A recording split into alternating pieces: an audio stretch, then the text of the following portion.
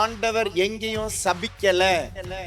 Old Testament God is not a different God from New Testament. பழைய ஏற்பாட்டிலையும் புதிய ஏற்பாட்டிலையும் ஒரே கடவுள் தான். அந்த ஒரு கடவுள் சபிக்க மாட்டார் தான் பைபிள் சொல்லுது. ஆனால் சாபம் உண்டு. நீ உண்ட பழத்தை முன்னிட்டு நிலம் சபிக்கப்பட்டிருக்கு. ஏன் தெரியுமா? நீ செஞ்ச பாவத்தினுடைய result. The source of your income, the source of your blessing, the source of your joy is banned. It is cursed.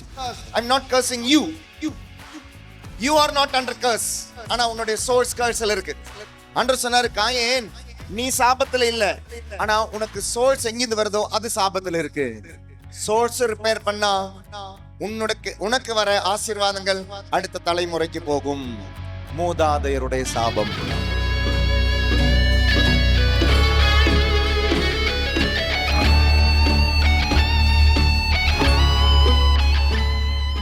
Praise the Lord. Praise the Lord. Hallelujah. Hallelujah. Hallelujah. சிலன் பார்ந்தவர்களே, டிவைன் மர்சி கன்வென்ஷன் போன வாரம் தான் முடித்தோம். இன்று நம்மளுடைய topic போடும் பொழுதே அதனுடைய இன்விடேஷன்ல நான் போட்டிருந்தேன், deliverance from family bondages. Deliverance from bondages, கட்டுகளிலிருந்து விடுதலைக்காக. கட்டுகளிலிருந்து விடுதலைக்காக.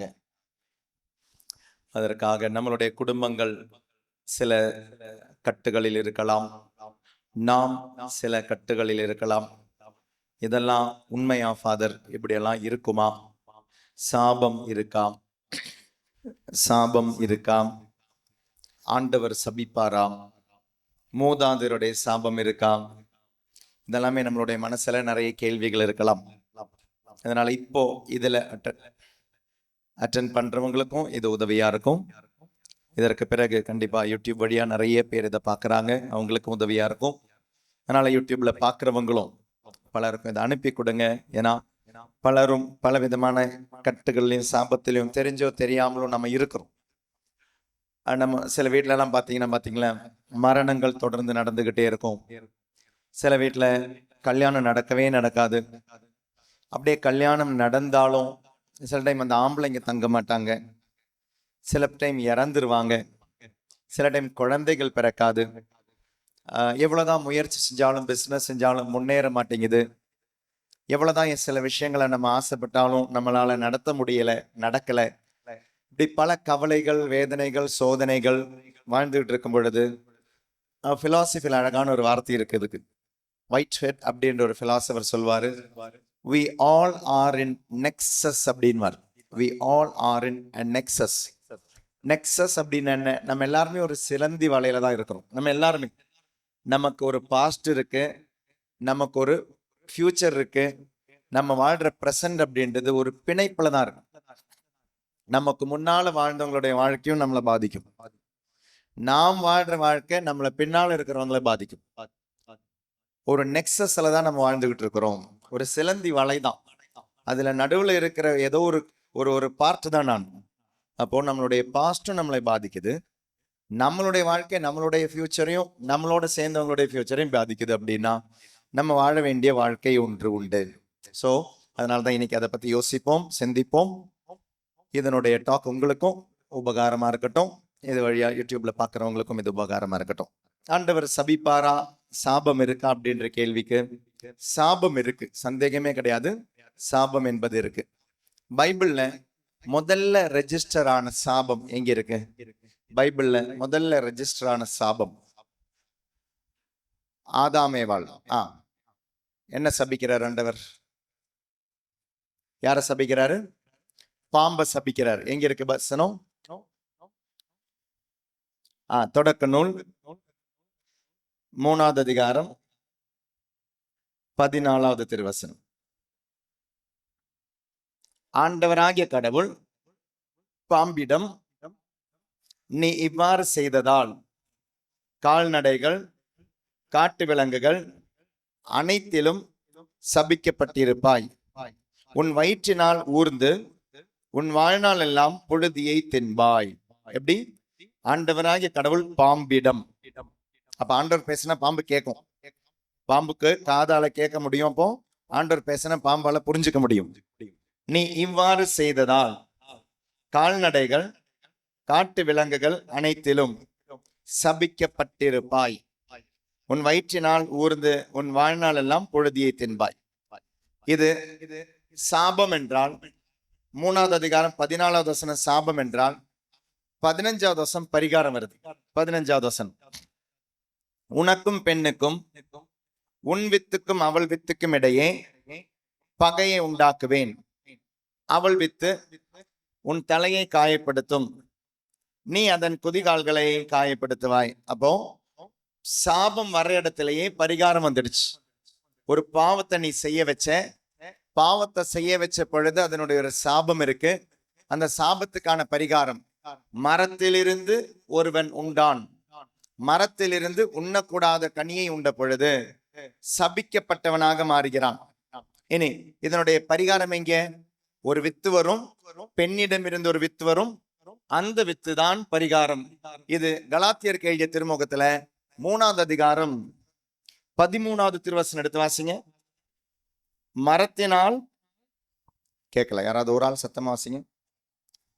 மரத்தில் தொங்கவிடப்பட்டோர் சபிக்கப்பட்டோர் என்று எழுதியுள்ளவாறு நமக்காக கிறிஸ்து சாபத்திற்குள்ளானார், சாவிற்குள்ளானார், சாபத்திற்குள்ளானார். அப்போ மரத்திலிருந்து வந்த பாவம், மரத்தினால் விடுதலை. நம்ம குட் ஃப்ரைடேல இந்த பாட்டு பாடுவோம் இல்லையா? மரத்தினால் வந்த சாபம், மரத்தினால் விடுதலை. இயேசு கிறிஸ்து அன்பார்ந்தவர்களே, பாருங்க, இங்க வர சாபத்துக்கான விடுதலை இயேசு கிறிஸ்து வழியா கிடைச்சிடுச்சு. சாபம் இருக்கா? இருக்கு. விடுதலை இருக்கா? இருக்கு. இனி இதனுடைய இன்னொரு அழகு பாருங்களேன். இந்த 3வது வசனத்திலையும் பார்த்தோம், 3:14 பார்த்தோம், 3:15 பார்த்தோம், 3:13 பார்த்தோம். அடுத்தது ஜெனசிஸ் 3:17, 3வது அதிகாரம் 17வது திருவசனம். ஆண்டவர் மனுஷனை எப்படி சபிக்கிறார் பாருங்க. ஓகே, 17, அவர் மனிதனிடம், உன் மனைவியின் சொல்லை கேட்டாய், உண்ணக்கூடாது என்று நான் கட்டளையிட்டு விலக்கிய மரத்திலிருந்து நீ உண்டாய், எனவே உன் பொருட்டு நிலம் சபிக்கப்பட்டுள்ளது, உன் வாழ்நாள் எல்லாம் வருந்தி உழைத்து அதன் பயனை நீ உண்பாய். ஆண்டவர் ஃபர்ஸ்ட் பாம்பு கிட்ட பேசினாரு, அந்த பாம்பு கிட்டே சொன்னாரு ஒரு பரிகாரம் நான் கண்டிப்பா தருவேன்னாரு. இப்ப மனுஷன் கிட்ட பேசுறாரு. மனுஷா, நீ எப்படி சாபத்துக்குள்ள வர? அவர் மனிதனிடம், உன் மனைவியின் சொல்லை கேட்டாய். ஆண்டவர் பாம்பு கிட்ட பேசுறாரு, பரிகாரம் கொடுக்கிறாரு, மனுஷன் கிட்ட பேசுறாரு. 3வது அதிகாரம் 17வது வசனம் வாசிங்க. அவர் மனிதனிடம், உன் மனைவியின் சொல்லை கேட்டாய், உண்ணக்கூடாது என்று நான் கட்டளையிட்ட விலக்கிய மரத்திலிருந்து நீ உண்டாய், எனவே உன் பொருட்டு நிலம் சபிக்கப்பட்டுள்ளது. ஓகே, இனி 4வது அதிகாரம், அடுத்த சாபம் பாருங்களேன். 4வது அதிகாரம் 11வது வசனம். இப்பொழுது உன் கைகள் சிந்திய உன் சகோதரன் இரத்தத்தை தன் வாய் திறந்து குடித்த மண்ணை முன்னிட்டு நீங்க சபிக்கப்பட்டிருக்கிறாய். முதல் கொலை இந்த உலகத்தில் வருது. முதல் கொலை வரும் பொழுது காயன் கிட்ட ஆண்டவர் சொல்ற வார்த்தை இது, தம்பி, நீ உன்னுடைய தம்பியை கொன்னதுனால உன்னுடைய வாழ்க்கையில சாபம். இந்த 3 இடத்துல நீங்க நல்லா கவனிச்சீங்கன்னா ஆண்டவர் சபிக்கல. நம்ம என்ன சொன்னோம்? ஆண்டவர் பாம்பை சபிச்சாருன்னு சொன்னோம். ஆண்டவர் பாம்பை சபிக்கல. சபிக்கப்பட்டிருக்கிறாய், பாசிவ் வாய்ஸ், ஆக்டிவ் வாய்ஸ் கிடையாது. இங்க காயன் கிட்ட சொல்ற வார்த்தை பாருங்களேன், தம்பி, நீ உன்னுடைய தம்பியை கொன்ன. உன்னுடைய தம்பியை நீ கொன்ன பொழுது அந்த இரத்தத்தை நிலம் வாய் திறந்து வாங்கியிருக்கு. வாய் திறந்து வாங்கின பொழுது அந்த நிலத்தை முன்னிட்டு நீ சபிக்கப்பட்டிருக்கின்றாய். ஆண்டவர் சபிக்கல. நல்லா கவனிங்க, பாம்பையும் ஆண்டவர் சபிக்கல. பாம்பே, நீ செய்த செயல் உன்னை சபிச்சிருக்கு. காயனே, நீ செய்த செயல் உன்னை சபிச்சிருக்குன்னு சொன்னார். ஆண்டவர் எங்கேயும் சபிக்கல. Old Testament God is not a different God from New Testament. Both are same concept. ஒரே கடவுள் தாங்க. பழைய ஏற்பாட்டிலையும் புதிய ஏற்பாட்டிலையும் ஒரே கடவுள் தான். கடவுள் மாறிக்கிட்டு இருக்க மாட்டாரு. நேற்றும் இன்றும் என்றும் ஒருவரே அவர். பழைய ஏற்பாட்டுல சபிக்கிற கடவுளும் புதிய ஏற்பாட்டுல சபிக்காத இரக்கமுள்ள கடவுளும் கிடையாது. மூன்றிலும், பழைய ஏற்பாட்டிலும் புதிய ஏற்பாட்டிலும் ஒரே கடவுள் தான். அந்த ஒரு கடவுள் சபிக்க மாட்டார் தான் பைபிள் சொல்லுது. ஆனால் சாபம் உண்டு. இனி இதுல கொஞ்சம் கூட அழகா கவனிங்க. இங்க பாம்பு கிட்ட சொல்றாரு, பாம்பே நீ சபிக்கப்பட்டு இருக்கிறாய். The source of sin சபிக்கப்பட்டு இருக்கு. மனிதன் கிட்டயும் ஆதாம் கிட்டயும் சொல்றாரு பாருங்களேன், நீ உண்ட பழத்தை முன்னிட்டு நிலம் சபிக்கப்பட்டிருக்கு. அப்ப கூட ஆண்டவர் மனுஷனை சபிக்கல. ஆண்டவர் மனுஷனுக்கும் சொல்லல உனக்கு சாபத்துல நீ இருக்கிறன்னு சொல்லல. நீ சாப்பிட்ட பழம் மூலமா, நீ நல்லா கவனிச்சாதான் புரியும். Man is not under curse. Man அவனுடைய சோர்ஸ் கர்ஸ்ல இருக்கு, அவனுடைய ரிசல்ட் கர்ஸ்ல இருக்கு. அவனுடைய சோர்ஸ் கர்ஸ்ல இருக்கு, அவனுடைய ரிசல்ட் கர்ஸ்ல இருக்கு. மனுஷன் ஆண்டவர் பாருங்களேன் சபிக்கவே இல்லை. மனிதா, நீ ஒரு பழத்தை உண்டாய். அந்த பழம் எங்கிருந்து? மரத்தில் இருந்து. அந்த மரம் எங்க இருக்கு? நிலத்தில். நீ உண்ட அந்த உணவை முன்னிட்டு உன்னுடைய நிலம் சபிக்கப்பட்டிருக்கும். நீ உண்ட உணவை முன்னிட்டு, நான் உண்ணக்கூடாது என்று நீ சொன்ன அந்த உணவை முன்னிட்டு உன்னுடைய நிலம் சபிக்கப்பட்டிருக்கும். The source of your income, the source of your income is banned. The source of your income, the source of your blessing, the source of your joy is banned. It is cursed. I'm not cursing you. You are not under curse. ஆனா உன்னுடைய source curseல இருக்கு. உன்னுடைய source. இனி இவன் காயன் கிட்ட சொல்றது பாருங்களேன், தம்பி நீ உன்னுடைய தம்பியை கொன்ன. நீ ஒரு விவசாயி. விவசாயினுடைய ஆசீர்வாதமே நிலம்தான். ஆண்டவர் சொன்னாரு, காயேன் நீ சாபத்துல இல்ல, ஆனா உனக்கு சோர்ஸ் எங்கிருந்து வருதோ அது சாபத்துல இருக்கு. It is in curse. அந்த நிலம் சபிக்கப்பட்டு இருக்கு. ஏன் தெரியுமா? நீ செஞ்ச பாவத்தினுடைய ரிசல்ட் வாங்கினது என்ன? அந்த நிலம்.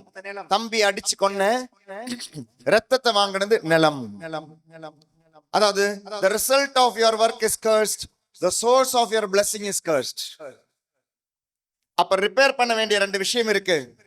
சோர்ஸ் ரிப்பேர் பண்ணா உனக்கு வர ஆசீர்வாதங்கள் அடுத்த தலைமுறைக்கு போகும். மூதாதையருடைய சாபம். சோர்ஸ் ரிப்பேர் பண்ணா நீ செய்யற அனைத்து விஷயங்களும் உனக்கு ஆசீர்வாதமாக மாறும். Praise the lord. ஹல்லேலூயா. எவ்வளவு அன்பு அங்கே வச்சார் பாருங்க. அங்க அதனால தாங்க காயனை பார்த்தவங்கள யாரும் காயனை கொல்லக்கூடாதுன்னு ஒரு முத்திரை அடையாளம் போட்டு விட்டார் ஆண்டவர். God is in love with humans. ஒரு பொழுதும் ஆண்டவர் மனிதனை கைவிட்டதில்லை. அவனுடைய சோர்ஸ் blessing கட் ஆயிடுச்சு. அதனால அவனுடைய ரிசல்ட் blessing கட் ஆயிடுச்சு. மனுஷன் என்னைக்குமே ஒரு blessing தான். Praise the Lord. Praise the Lord. Hallelujah. Hallelujah. சத்தமா Hallelujah. Hallelujah. இந்த விஷயம் உங்களுக்கு புரியணும். அப்பதான் நமக்கு ஆண்டவர் நம்ம மேல எவ்வளவு அன்பு வச்சிருக்கிறாரு புரியும். ஆண்டவர் நம்மை கைவிடவில்லை. நாம் செய்யும் பாவங்கள் நம்மளுடைய சோர்ஸை தடை போடுது. அதனால நம்ம செய்யற விஷயங்கள்ல ரிசல்ட் தடையாகுது. நம்ம செஞ்சுக்கிட்டே இருக்கிறோம், உழைச்சுக்கிட்டே இருக்கிறோம், பணம் சம்பாதிச்சே இருக்கிறோம். ஆனா அந்த பணம் அந்த ரிசல்ட்ல வர மாட்டேங்குது. சோர்ஸும் சரியில்லை, ரிசல்ட்டும் சரியில்லை. God still loves you. ஒரு ரிசல்ட் எதிர்பார்ப்பாரு. இத சரி பண்ணுங்க, இது சரியாகும். Praise the Lord. சத்தமா ஹல்லேலூயா. ஹல்லேலூயா. அப்ப சாபம் என்றால் என்ன? சாபம் என்பது கடவுளை எதிர்த்து, கடவுளை விரோதியாக நினைத்து அப்படி மாறிய மனித குலத்தின் வேதனை, துன்பம், உழைப்பு, வேர்வை, மரணம், இதெல்லாம் தாங்க சாபம். கடவுளை எதிர்த்து கடவுளுக்கு விரோதியாய் மாறிய மனிதன் இன்னைக்கு அனுபவிக்கிறதா சாபம். கடவுளை எதிர்த்து கடவுளுடைய விரோதியாக மாறிய மனிதன், கடவுளை எதிர்த்து கடவுளுடைய விரோதியாக மாறிய மனிதன் சோல்ஸ் மனுஷன் தான் அடைச்சான், கடவுள் அடைக்கல. எப்பவுமே சொல்றது உண்டு, விசுவன்பர்களே, ஆண்டவர் ஆசீர்வதிக்காமல் அல்ல, ஆசீர்வாதங்கள் நம்மை வந்து சேர மாட்டேங்குது. It is not that God is not blessing you, but the blessings are not reaching you. It is not that God is not blessing you, but the blessings are not reaching you. ஆண்டவர் ஆசீர்வதிக்காமல் அல்ல, ஆனால் அந்த ஆசீர்வாதங்கள் வந்து நம்மை சேர மாட்டேங்குது. தடை என்ன? அதனால இன்னைக்கு இந்த டாக்லயும் நம்ம அடிக்கடி ஜெபிப்போம், திருப்பலியிலும் ஜெபிப்போம், ஆராதனையிலும் ஜெபிப்போங்க. நமக்கு ஒரு ஃபேமிலி ட்ரீ இருக்கு. Family tree. நமக்கு நம்ம அப்பாவை தெரியும், அம்மாவை தெரியும். மேபி சிலவங்களுக்கு அவங்களோட தாத்தாவை தெரியும், பாட்டியை தெரியும். அதுக்கு முன்னால இருக்கிறவங்க நமக்கு தெரியவே தெரியாது, என்னெல்லாம் இவங்க செஞ்சாங்கன்னு தெரியாது. பெரிய ஒரு தலைமுறையினுடைய ஒரு சின்ன ஒரு கன்னிகை தான் நம்ம இந்த நெக்ஸஸ்ல இந்த சிலந்தி வலையில நம்ம ஒரு சின்ன ஒரு பார்ட் தான். இதுக்கு முன்னால போன எத்தனையோ தலைமுறை இருக்கு, இனி வர வேண்டிய எத்தனையோ தலைமுறை இருக்கு. அப்ப முன்னால போன தலைமுறை என்னெல்லாம் செஞ்சாங்கன்னு தெரியல. இன்னைக்கு நம்ம மன்னிப்பு வேண்டி ஜெபிக்கணும். நம்ம அடுத்த தலைமுறை நல்லா இருக்கணும் அப்படின்னா முன்னால போன தலைமுறைக்காகவும் ஜெபிப்போம். இன்னைக்கு நம்மளுடைய பாவங்களுக்காகவும் மன்னிப்பு வேண்டி ஜெபிப்போம். அடுத்த தலைமுறைகள், நம்ம பார்க்கிற தலைமுறை உண்டு, பார்க்காத தலைமுறை உண்டு. இது நல்லா இருக்கணும்னா இன்னைக்கு இந்த டாக் வழியா அடிக்கடி நம்ம ஜெபிப்போம். Price the lord. ஹல்லேலூயா, ஹல்லேலூயா. லேவியருக்கு எழுதிய திருமுகம், லேவியருடைய புத்தகம் 27வது அதிகாரம் 29வது திருவசனம்.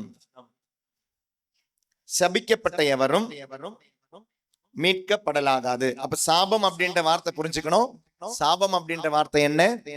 ஆண்டவருக்கு, கடவுளுக்கு, அப்பாவுக்கு விரோதியாய் மாறிய மனிதன். கடவுளுக்கு, அப்பாவுக்கு, ஆண்டவருக்கு விரோதியாய் மாறிய மனிதன் இன்னைக்கு அனுபவிக்கிற விஷயங்கள் தாங்க சாபம்.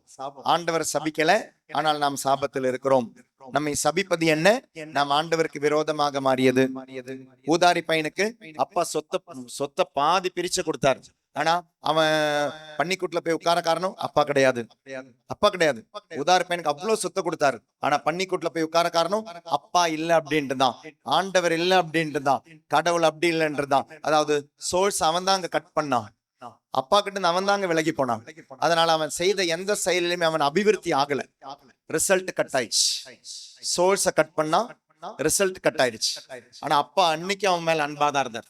நீ வருவேன், நான் நம்புறேன், அன்பாதான் இருந்தார். அந்த பையனை அப்பா விட்டு கொடுக்கல. வந்த பொழுது சொத்தை திரும்ப கொடுக்கிறார். என்னெல்லாம் வேணுமோ அத்தனையும் கொடுக்கிறார். சோர்ஸ கட் பண்ணதும் பையன்தான், ரிசல்ட்ட கட் பண்ணதும் பையன்தான். ஆனா அப்பாவுக்கு அந்த பையன் மீதுள்ள அன்பு கொஞ்சம் கூட குறையல. திரும்ப வரதுக்காக காத்திருந்தார். அப்ப நமக்கு இன்னொரு சந்தேகம் வரலாம். ஃபாதர், என்ன அந்த வீட்டுல இருக்கிறவங்க சபிக்கிறாங்க, பக்கத்து வீட்டுல இருக்கிறவங்க சபிக்கிறாங்க, நான் வேலை செய்யற இடத்துல இருக்கிறவங்க சும்மா சாப வார்த்தையை கொடுக்கறாங்க. ஃபாதர், இந்த சாப வார்த்தை பலிக்குமா? இதுக்கு 2 ஆன்சர் இருக்கு. சாபங்கள் பலிக்கும், சாபங்கள் பலிக்காது. எப்ப பலிக்கும், எப்ப பலிக்காது? பைபிள்ல இது 2த்துக்கும் ஆன்சர் இருக்குது.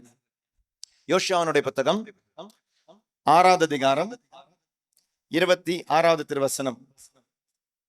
யோசுவாவோட புத்தகம், நிலங்க நான் எடுத்துறேன். நீதி தலைவர்கள், யோசுவா 26வது அதிகாரம் 26வது திருவசனம். இது பலிக்கும் அப்படின்றதனுடைய எக்ஸாம்பிள். யோசுவா 6:26. வாசிங்க. அச்சமயம் யோசுவா எழுந்து எரிகோ என்னும் இந்நகரை மீண்டும் கட்டும் மனிதன் சபிக்கப்பட்டவனாய் இருப்பான். பாருங்களேன், பைபிள்ல ஒரு இடத்துலயும் சபிப்பேன்ற வார்த்தை இல்லைங்க. எல்லாமே பாசிவ் வாய்ஸ் தான். சபிக்கப்பட்டவனாய் இருப்பான். எரிகோ மதில் இப்ப இடிஞ்சு விழுந்துடுச்சு. இனி இந்த மதிலை யாருமே கட்டக்கூடாது. இனி கட்டும் பொழுது என்ன நடக்கும்? கட்டும் பொழுது தொடர்ந்து வாசிப்போம். அவன் யாராவது கட்டுறான்னா அவன் கடைக்கால் இடுகையில் தன் தலை மகனையும் அதன் வாயிற்கால்களை இடுகையில் தன் கடைசி மகனையும் இழப்பான் என்றார். அப்போ ஆண்டவர் சொன்ன வார்த்தைய யோசுவா சொல்றாரு, எரிகோ மதில இடிச்சாச்சு, இனி யாரும் இதை கட்டக்கூடாது. கட்டினீங்கன்னா அதனுடைய ஃபர்ஸ்ட் ஸ்டெப் வைக்கும் பொழுது உன்னுடைய பெரிய பையன் செத்துருவான், செகண்ட் ஸ்டெப் வைக்கும் பொழுது உன்னுடைய கடைசி பையனும் செத்துருவான். இது பைபிளுடைய வார்த்தை, கடவுளுடைய வார்த்தை. இந்த வார்த்தை யாராவது கீழ்ப்படியாம போனாங்களா? இருக்கிறாங்க. அந்த 26வது வசனத்தோட ரெஃபரன்ஸ் கீழே பாருங்க. 6:26 போட்டுறாங்க. என்ன போட்டிருக்க அந்த வசனம்? கீழே கடைசி லைன்ல 1 அரசர்கள் 16வது அதிகாரம் 34வது திருவசனம் வாசிப்போம். ஆகாப் அப்படின்ற ஒரு அரசன், ஆகாப் அரசன், இஸ்ரேலின் அரசன், கடவுளை வழிபட வேண்டிய அரசன். அவன் என்ன பண்றான்னு பாருங்களேன். திமிரு தலைக்கு ஏறிடுச்சு. ஜெசபெல் அப்படின்ற ஒரு பொண்ணை கல்யாணம் பண்ணிட்டு வரான். இஸ்ரேலினுடைய பொண்ணு கிடையாது, வேற்று மதத்திலிருந்து ஒரு பொண்ணை கல்யாணம் பண்ணிட்டு வரான். கல்யாணம் பண்ணிட்டு வரும்பொழுது அவன் ஆட்சியை எடுக்கிறான், அவர் ரூல் பண்ணிக்கிட்டு இருக்கிறான். இஸ்ராயேல் அரசனை கட்டுப்படுத்துவது இஸ்ராயேலில் அல்லாத ஒரு பெண் கட்டுப்படுத்தும் பொழுது அவன் செய்யற பாவம் பாருங்க, ஆண்டவருக்கு எதிரான பாவங்கள். அந்த பாவங்கள்ல ஒரு பாவம் 16வது அதிகாரம் 34வது திருவசனம். ஆகாபினுடைய ஆட்சியில் பெத்தேலை சார்ந்த ஈயேல் என்பவன் எரிகோவை கட்டினான். நூனின் மகன் யோசுவா மூலம் ஆண்டவர் உரைத்த வாக்கின்படி ஈயேல் அதற்கு அடிக்கல் இட்ட போது தன் தலைமகன் அபிராமையும் அதன் வாயில்கள் அமைத்த பொழுது தன் கடைசி மகன் செகுபையும் ஆண்டவரா கொன்னாரு. சில டைம் நம்மளோட வீட்டுல சில டைம் ஏதாவது கஷ்டங்கள் நடக்கும்போது நம்ம ஆண்டவர் கொன்னுட்டாரு, என் புருஷனை சாகடிச்சிட்டாரு, என் பொண்டாட்டிய கொன்னுட்டாரு, என்னுடைய பசங்களை கொன்னுட்டாரு, என்னுடைய வாழ்க்கையில இந்த வேலை போயிடுச்சு, பணம் போயிடுச்சு, என்னுடைய வாழ்க்கையில சாபங்கள், நான் கடவுளோடு தானே இருக்கிறேன். கடவுளோடு இருந்தா போதாதுங்க, கடவுளுடைய வார்த்தையோடு இருக்கிறீங்களா? வார்த்தையில் உங்களுக்கான இன்ஸ்ட்ரக்ஷன் கொடுக்கப்பட்டு இருக்கு. எதை செய்யணும், எதை செய்யக்கூடாது. ஏன் பைபிளை வாசிங்க, ஏன் பைபிளை ஃபாலோ பண்ணுங்கன்னு சொல்லிக்கிட்டே இருக்கிறோம். பைபிளை வாசிக்கலனா பைபிள்ல இருக்கிறது என்னன்னு தெரியாது. பைபிள்ல இருக்கிறது என்னன்னு தெரியலனா பைபிள் படி வாழ முடியாது. பைபிள் ஆல்ரெடி சொல்லியாச்சு, எரிகோ மதில கட்டக்கூடாது. கட்டுற போது அதனுடைய முதல் பையன் இறந்துருவான், அது முடியும் பொழுது கடைசி பையன் இறந்துருவான். யாருமே கட்ட முயற்சி செய்யாதீங்க. இதை தெரியாம பெத்தேலை சேர்ந்த ஈயேல் இதை கட்டும் பொழுது 2 பசங்களையும் அவன் குருதிக்கு கொடுத்தான். 2 பசங்களையும் இறந்தாங்க. சாபம் பலிக்குது. ஆண்டவரா சபிச்சாரு? இல்ல. அவன் செய்த பாவம் இறைவார்த்தைக்கு எதிரான பாவம். ஆண்டவர் சொல்லி இருக்கிறான்னு தெரியாம செஞ்ச பாவம் அவனுடைய பிள்ளைகளுடைய உயிரை எடுத்தது. ஆண்டவர் எடுக்கல, ஆண்டவர் சபிக்கல. ஒரு இன்ஸ்ட்ரக்ஷன் இருக்கு, அந்த இன்ஸ்ட்ரக்ஷனுக்கு எதிராக போகாதீங்க. Price the Lord. சத்தமா ஹல்லேலூயா, ஹல்லேலூயா. அப்போ ஒரு சாபம் யாராவது உங்களுடைய வாழ்க்கையில வாயால சொல்லணும்ன்ற அவசியம் கிடையாது. உன்னிலே பாவம் இருந்தால், உன்னிலே தீமை இருந்தால் யாரும் வாயை திறந்து கூட சொல்ல வேண்டாங்க, உங்களுடைய வாழ்க்கையில இது பலிக்கும்.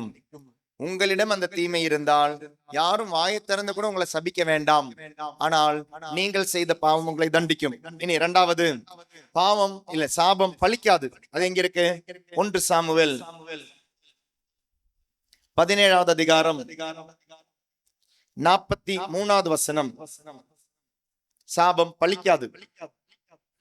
அப்பெலிஸ்தியன் யாருன்னு உங்களுக்கு தெரியும். பெலிஸ்தியன் யாரு? கோலியாத்.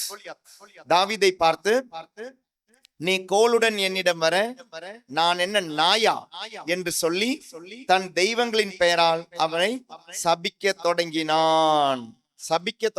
ஆனால் அந்த சாபம் தாவீதை கொஞ்சம் கூட பாதிக்கவே இல்லை.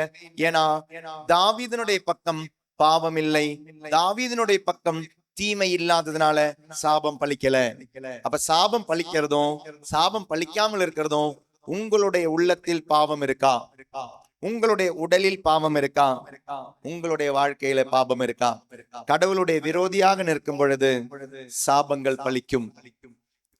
கடவுளுடைய விரோதியாக அல்லாமல் கடவுள் சார்ந்து நிற்கும் பொழுது சாபங்கள் வாயால கூட யாராவது சொன்னாலும் பலிக்காது. அதனால நீங்க அப்படிப்பட்ட சாபங்களை பயப்படாதீங்க. நீங்க நல்லவங்களா இருந்தோம், சப்போஸ் உங்களுடைய அம்மா சபிக்கிறாங்க, உங்க மாமியார் சபிக்கிறாங்க, உங்க மாமனார் சபிக்கிறாங்க, உங்க அண்ணன் சபிக்கிறாங்க, பயப்படாதீங்க. நீங்க ஆண்டவருடைய பக்கம் கரெக்டா இருங்கிறீங்கன்னா, உங்களுடைய மனசாட்சி சரியா இருந்தா சாபத்தை பயப்பட வேண்டிய அவசியம் இல்லை.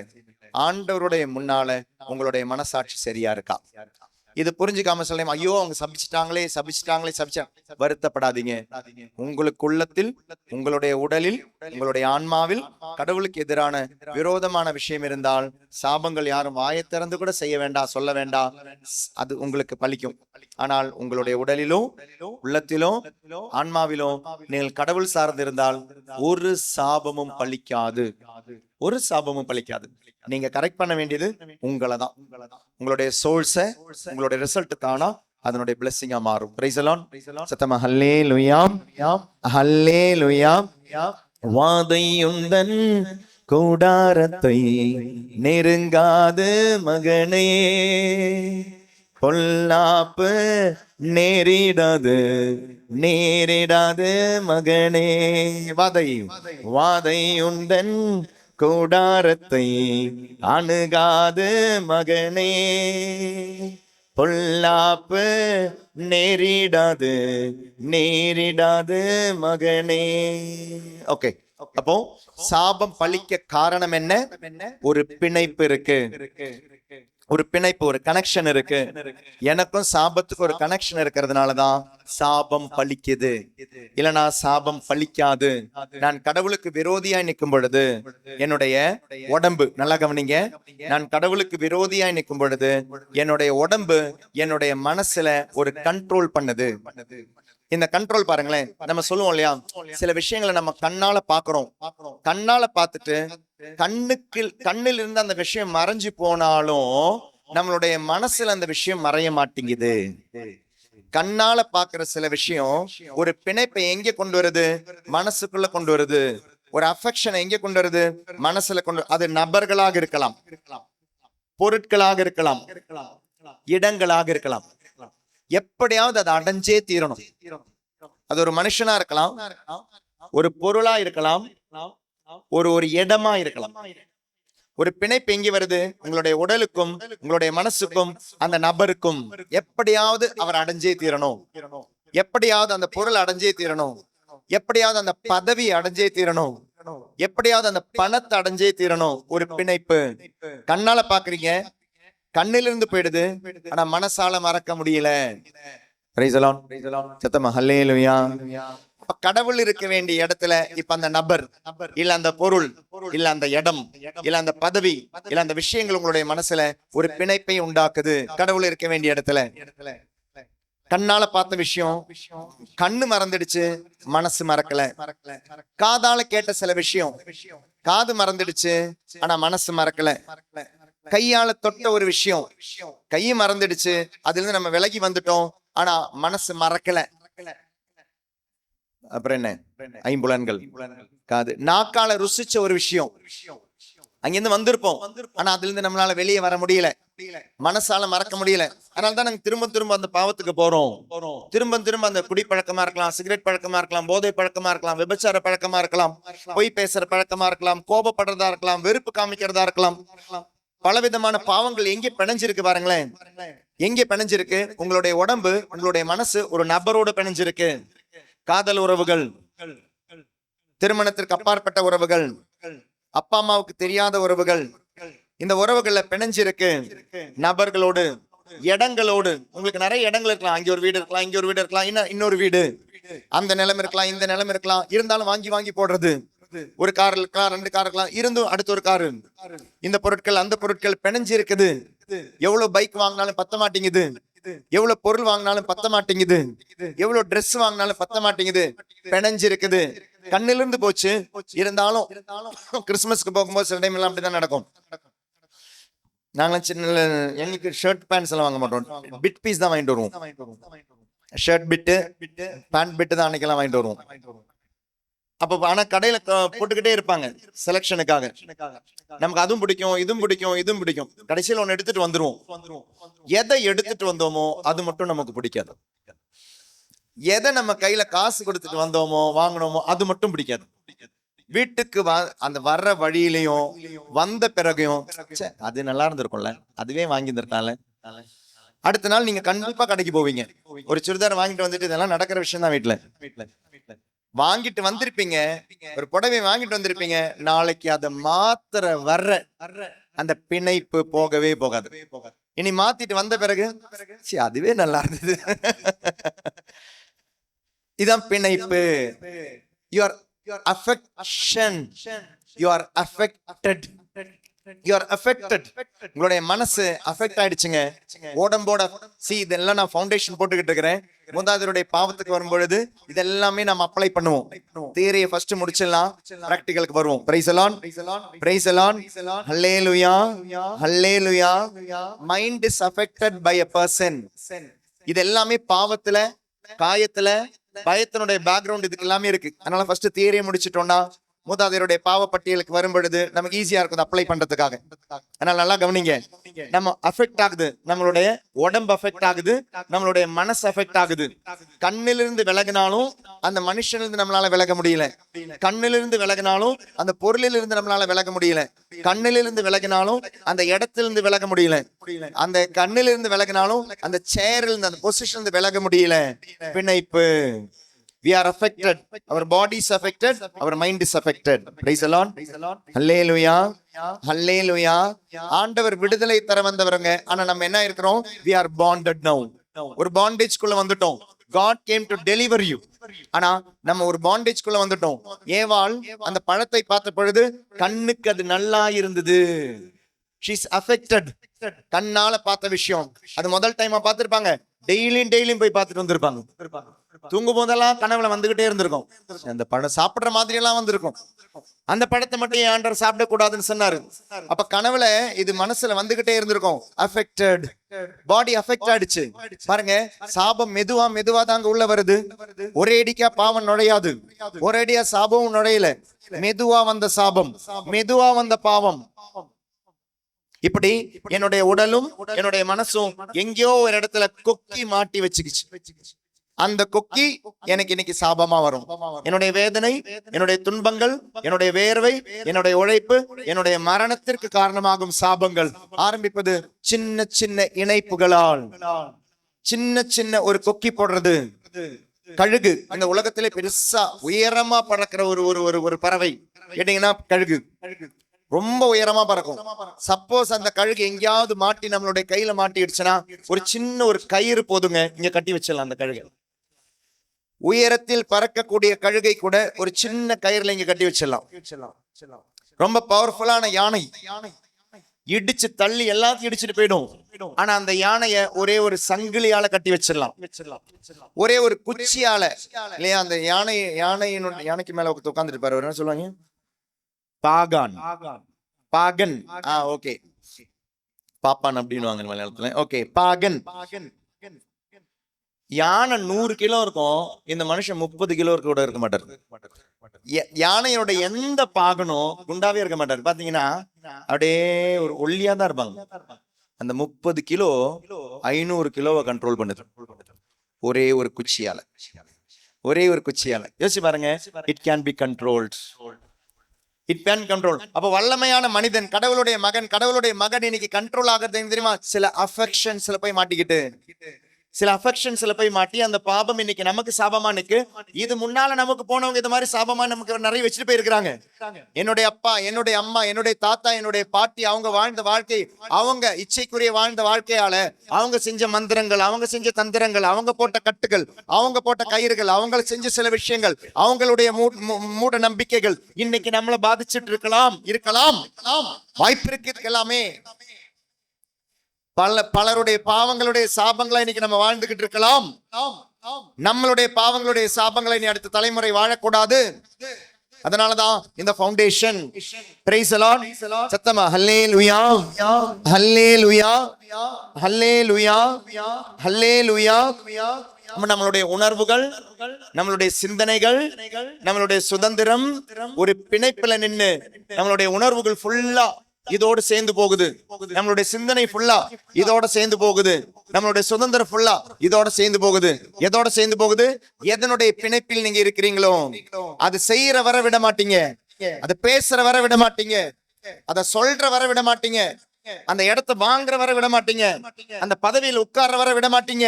உங்களுடைய உணர்வுகள் ஃபுல்லா அந்த கனெக்ஷன்ல தான் இருக்கு இல்லையா? இப்ப எலெக்ஷன் பிரச்சாரம் நடந்துகிட்டே இருக்கு. பிரச்சாரங்கள் ஒவ்வொருத்தருடைய உணர்வுகள் ஃபுல்லா எங்க போக்கஸ்? அந்த எலெக்ஷன். அவங்களுடைய சிந்தனை திறன் ஃபுல்லா எங்க போக்கஸ்? எலெக்ஷன். அவங்களுடைய லட்சியம் ஃபுல்லா எங்க போக்கஸ்? எலெக்ஷன். அந்த பதவியில உட்காரணும், அந்த சேர்ல உட்கார்ற வரை ஃபுல்லா. அதனால இப்ப எங்கேயாவது ஏதாவது ஆபீஸ்க்கு போங்களேன், எலெக்ஷன் முடியட்டும் சார் தான் சொல்றாங்க. ஒரு கவர்மெண்ட் ஆபீஸ்க்கு ஏதாவது ஒரு தேவைன்னா எலெக்ஷன் முடியட்டும் சார். எல்லாருக்குமே இன்னைக்கு அதோட எக்ஸெப்ஷன் வச்சிருக்காங்க. முடியட்டும், எலெக்ஷன் முடியட்டும். அப்ப எல்லாமே முடங்கி இந்த எலெக்ஷன்ல போக்கஸ் ஆகுது. உணர்வுகள், சிந்தனை திறன், ஃப்ரீடம் ஃபுல்லா எதுல போக்கஸ் ஆயிருக்கு? எலெக்ஷன்ல. இப்படி ஒரு பிணைப்புல நீங்க மாட்டிக்கிட்டீங்கன்னா இந்த பிணைப்புல தாங்க எல்லாமே கனெக்டடா இருக்கும். உங்களுடைய உணர்வுகள் ஃபுல்லா இங்க தான் கனெக்டட். உங்களுடைய சிந்தனை திறன் ஃபுல்லா இதுல தான் கனெக்டட். உங்களுடைய சுதந்திரம் ஃபுல்லா இதுல தான் கனெக்டட். இதை சார்ந்துதான் உங்களுடைய உணர்வுகள் மாறுது. இதை சார்ந்துதான் உங்களுடைய ஜெபங்கள் கூட மாறுது. நீங்க சில டைம் ஜெபிக்கிறது கூட பாருங்க, உங்களுடைய உணர்வுகள், உங்களுடைய சிந்தனை திறன் பாருங்க. எதுக்கு அது கிடைக்கிற வர இப்ப டென்ஷன் பசங்க எதுக்காக ஜெபிப்பாங்க? ரிசல்ட் வந்துடுச்சுன்னா முடிஞ்சு போச்சு. அப்ப உணர்வுகள் ஃபுல்லா 10 ஸ்டாண்டர்ட் ரிசல்ட், சிந்தனை திறன் ஃபுல்லா 10 ஸ்டாண்டர்ட் ரிசல்ட், ஜெபம் ஃபுல்லா 10 ஸ்டாண்டர்ட் ரிசல்ட். எந்த திருப்பலிக்கு போனாலும் 10 ஸ்டாண்டர்ட் ரிசல்ட். கோயிலுக்கே போகாத பசங்க இப்ப டெய்லியும் கோயிலுக்கு போவாங்க. ஏன்? 10 ஸ்டாண்டர்ட் ரிசல்ட் வரட்டும், பூசையும் நின்னுடும், ஜெபமும் நின்னுடும், குடும்ப ஜெபமும் நின்னுடும், எல்லாம் நின்னுடும். அப்போ எதுல பிணைஞ்சு கிடக்குது? Praise the Lord. புரியுதுங்களா? பாவம் நமக்கு செய்யற தாக்கம், ஒரு விஷயத்துல நீங்க பிணைஞ்சு போயிட்டீங்கன்னா அந்த பாவம் நமக்கு என்ன தருதுன்னே நமக்கு புரிய மாட்டேங்குது. நம்மளை எப்படி அது வழி நடத்துன்னு புரிய மாட்டேங்குது. We are blinded by some sins and we do not know what we are going to incur from that. Praise the Lord. சத்தமா ஹல்லேலூயா. நம்மளுடைய லட்சியம் கடவுள் கிடையாது, நம்மளுடைய லட்சியம் நிலைவா கிடையாது. நம்மளுடைய லட்சியம் இப்போ அந்த ரிசல்ட் தான். இந்த ரிசல்ட்டுக்காக 100 மெழுகுவர்த்தி கொளுத்தணுமா, முட்டிக்கால் போட்டு நடந்து போனோமா, திரையாத்திரை போகணுமா, ஏழைகளுக்கு உதவி செய்யணுமா, யாருக்கு ஏதாவது பணம் கொடுக்கணுமா, என்ன வேணாலும் செய்வேன். ஏன் தெரியுமா? எனக்கு இந்த ரிசல்ட் கரெக்டா கிடைக்கணும். ஆனா நீங்க சோர்ஸை சரி பண்ணல, உங்களுடைய ஆசீர்வாதத்தினுடைய சோர்ஸை சரி பண்ணல. நீங்க ரிசல்ட் மட்டும் தான் பாக்குறீங்க. நல்ல வேலை கிடைக்கணும், நல்ல வீடு கிடைக்கணும், நல்ல கல்யாணம் நடக்கணும், எனக்கு குழந்தை பிறக்கணும், இந்த ரிசல்ட்டை தான் நீங்க கவனிக்கிறீங்க. நீங்க சோர்ஸை சரி பண்ண பார்க்கவே மாட்டேங்கிறீங்க. The source of blessing are closed. The sources of blessings are closed. இந்த சோர்ஸை சரி பண்ணுங்க. நீங்க என்னைக்குமே ஒரு பிளெஸிங் தான். நீங்க செய்யற செயல் பிளெஸிங்கா மாறும். நீங்க சொல்ற சொல் ஒரு பிளெஸிங்கா மாறும். நீங்க உங்களுடைய சிந்தனை ஒரு பிளெஸிங்கா மாறும். ஆண்டவர் மனிதனை சபிக்கவில்லை, மனிதனை முன்னிட்டு நிலம் சபிக்கப்பட்டது. மனிதனை முன்னிட்டு நிலம் சபிக்கப்பட்டதை ஒழிய மனிதனை ஆண்டவர் சபிக்கவே இல்லை. Source is cursed, result is cursed, but never a human is cursed. Praise the Lord. சத்தமா ஹல்லேலூயா, ஹல்லேலூயா. எரேமியாவுடைய புத்தகம் 31வது அதிகாரம் 29வது வசனமும் 30வது வசனம். எரேமியா 31வது அதிகாரம். மூதாதையருடைய சாபங்களுக்குள்ள கடந்து போவோம். அக்காலத்தில் அவர்கள் புளித்த திராட்சை பழங்களை பெற்றோர் தின்றனர், பிள்ளைகளின் பல் கூசிற்றாம் என சொல்ல மாட்டார்கள். ஆனால் எல்லாரும் தத்தம் தீச்செயல்களின் பொருட்டே சாவர். புளித்த திராட்சை பழத்தை தின்பவனுக்கு தான் பல் கூசும். அப்போ அப்பா அம்மா செய்த பாவங்கள், இல்ல என்னுடைய ஃபேமிலி ட்ரீ செய்த பாவங்கள், அவங்களுக்காக நான் இன்னைக்கு தண்டனை அனுபவிக்கணுமா? பழைய ஏற்பாட்டுல அப்படி ஒரு தண்டனை இருந்தது. அதனாலதான் அப்படி ஒரு சென்டென்ஸ் அங்க இருக்கு. பெற்றோர்கள் புளித்த திராட்சை பழங்களை தின்ன, பிள்ளைகளின் பல் கூசிற்றாம். அப்படி ஒரு பழமொழி இனிமேல் உங்கள் மத்தியில் இருக்காது. இனிமேல் அப்படின்னு என்ன? இயேசுனுடைய சிலுவை சாவிற்கு பிறகு, இயேசுனுடைய மரணத்திற்கு பிறகு, மரத்தால் வந்த பாவம் மரத்தால் இயேசு கேன்சல் பண்ண பிறகு இந்த பழமொழி இனி உங்கள் மத்தியில் இருக்காது. அப்போ நீங்கள் சரணடைய வேண்டியதும் நீங்க வர வேண்டியது யார்கிட்டனா? ஆண்டவராக இயேசு கிறிஸ்துனுடைய சிலுவை கிட்டதான், கல்வாரி மலை கிட்டதான். பாவத்தினுடைய சாபத்தினுடைய பரிகாரம். இஸ்வரன் பார்ந்தவர்களே, if Old Testament is saying right doing is right living, right doing is right living, New Testament says right believing is right living.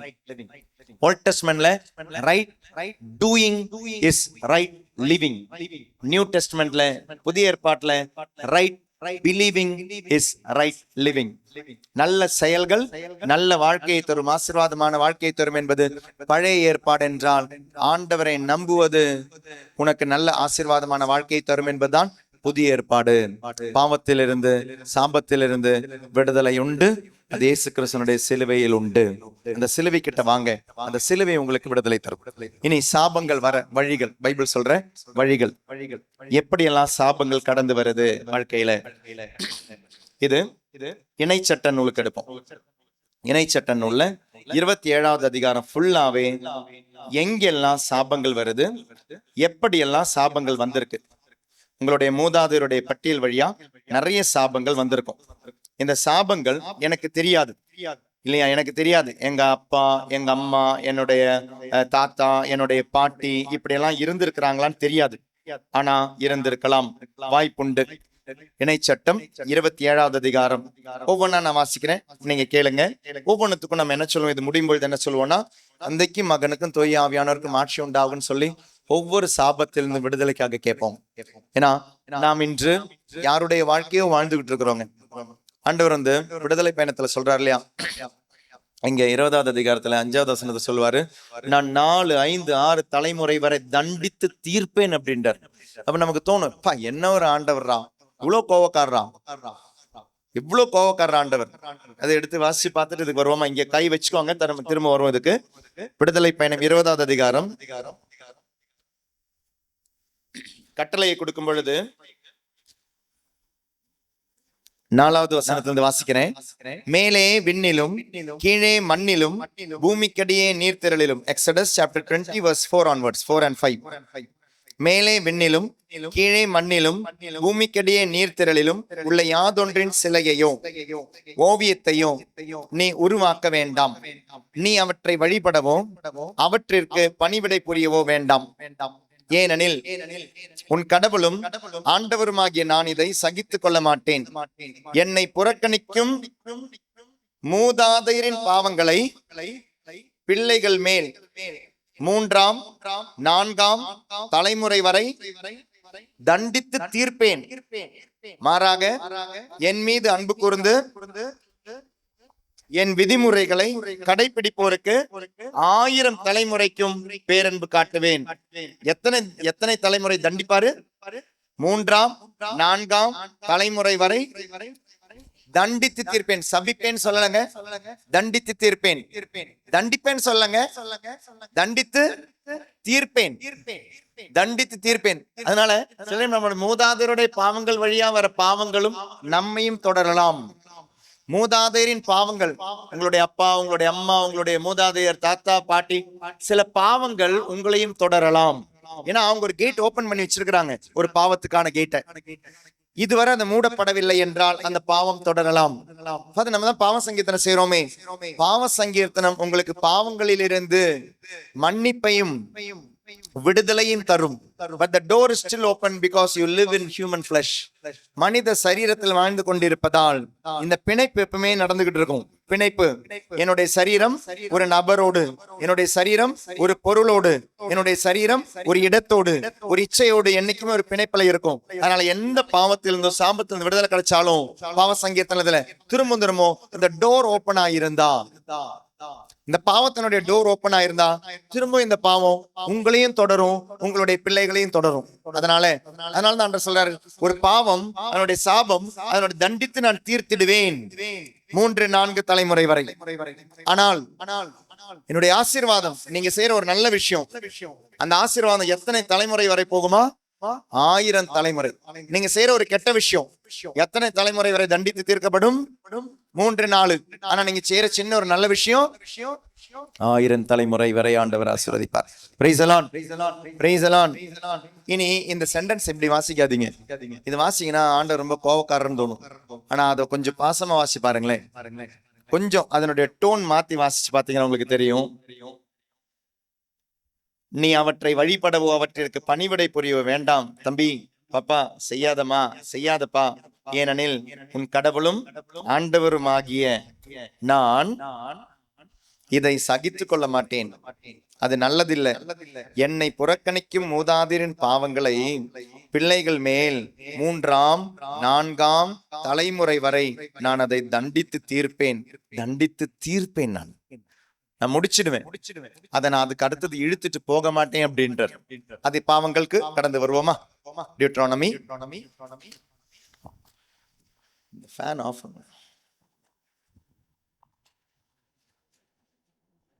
27வது அதிகாரம் வாசிக்கிறேன், கேளுங்க.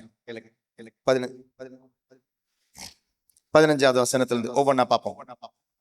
ஆண்டவருக்கு அருவருப்பானதும் சிற்பியின் கைவினை பொருள்களுமான வார்ப்பு சிலையையோ செதுக்கு சிலையையோ செய்து அதை மறைவான இடத்தில் வைப்பவர் சபிக்கப்படட்டும். சபிப்பேன்னு சொல்லலங்க, பாசிவ் வாய்ஸ், சபிக்கப்படட்டும். அதாவது விக்கிரக ஆராதனை உங்களுடைய வீடுகளிலும் இருக்கலாம். நேத்து நான் எங்கேயோ ஒரு இடத்துக்கு போயிருந்தேன். போன பொழுது எல்லாமே இருந்தது. அதுல ஆண்டவருடைய படம் இருந்தது, வேற ஒரு படம் இருந்தது, வேற ஒரே போட்டோல தான் எல்லாமே. இது ஒரு பொதுவான இடத்துக்கு தான் நேத்து முந்தா நேத்து எங்கேயோ போன பொழுது எல்லா படமும் இருக்கு அதுல. சில டைம் சில வீடுகளில் இருக்கலாம். சில அன்பார்ந்தர்களே, ஒண்ணு ஆண்டவர் பக்கம் நில்லுங்க, இல்லைன்னா ஆண்டவர்கிட்ட விலகி நில்லுங்க. இது ரெண்டுமே சேர்த்து ஒரு மாதிரி ஒரு குழம்பு பருவத்துல வச்சு வைக்காதீங்க. உங்களுடைய வீட்டுல சிற்பியின் சிலைகள் இல்ல ஃபாதர், அப்ப இதெல்லாம் விக்கிரக ஆராதனையா, இது சிலை வழிபாடு இல்லை அப்படின்றது ஒரு டாக் ஆல்ரெடி போயிருக்கு, யூடியூப்ல இருக்கு, உங்களுக்கு தெரியும். சுரூபங்கள் செய்வது சிலை வழிபாடு அல்ல.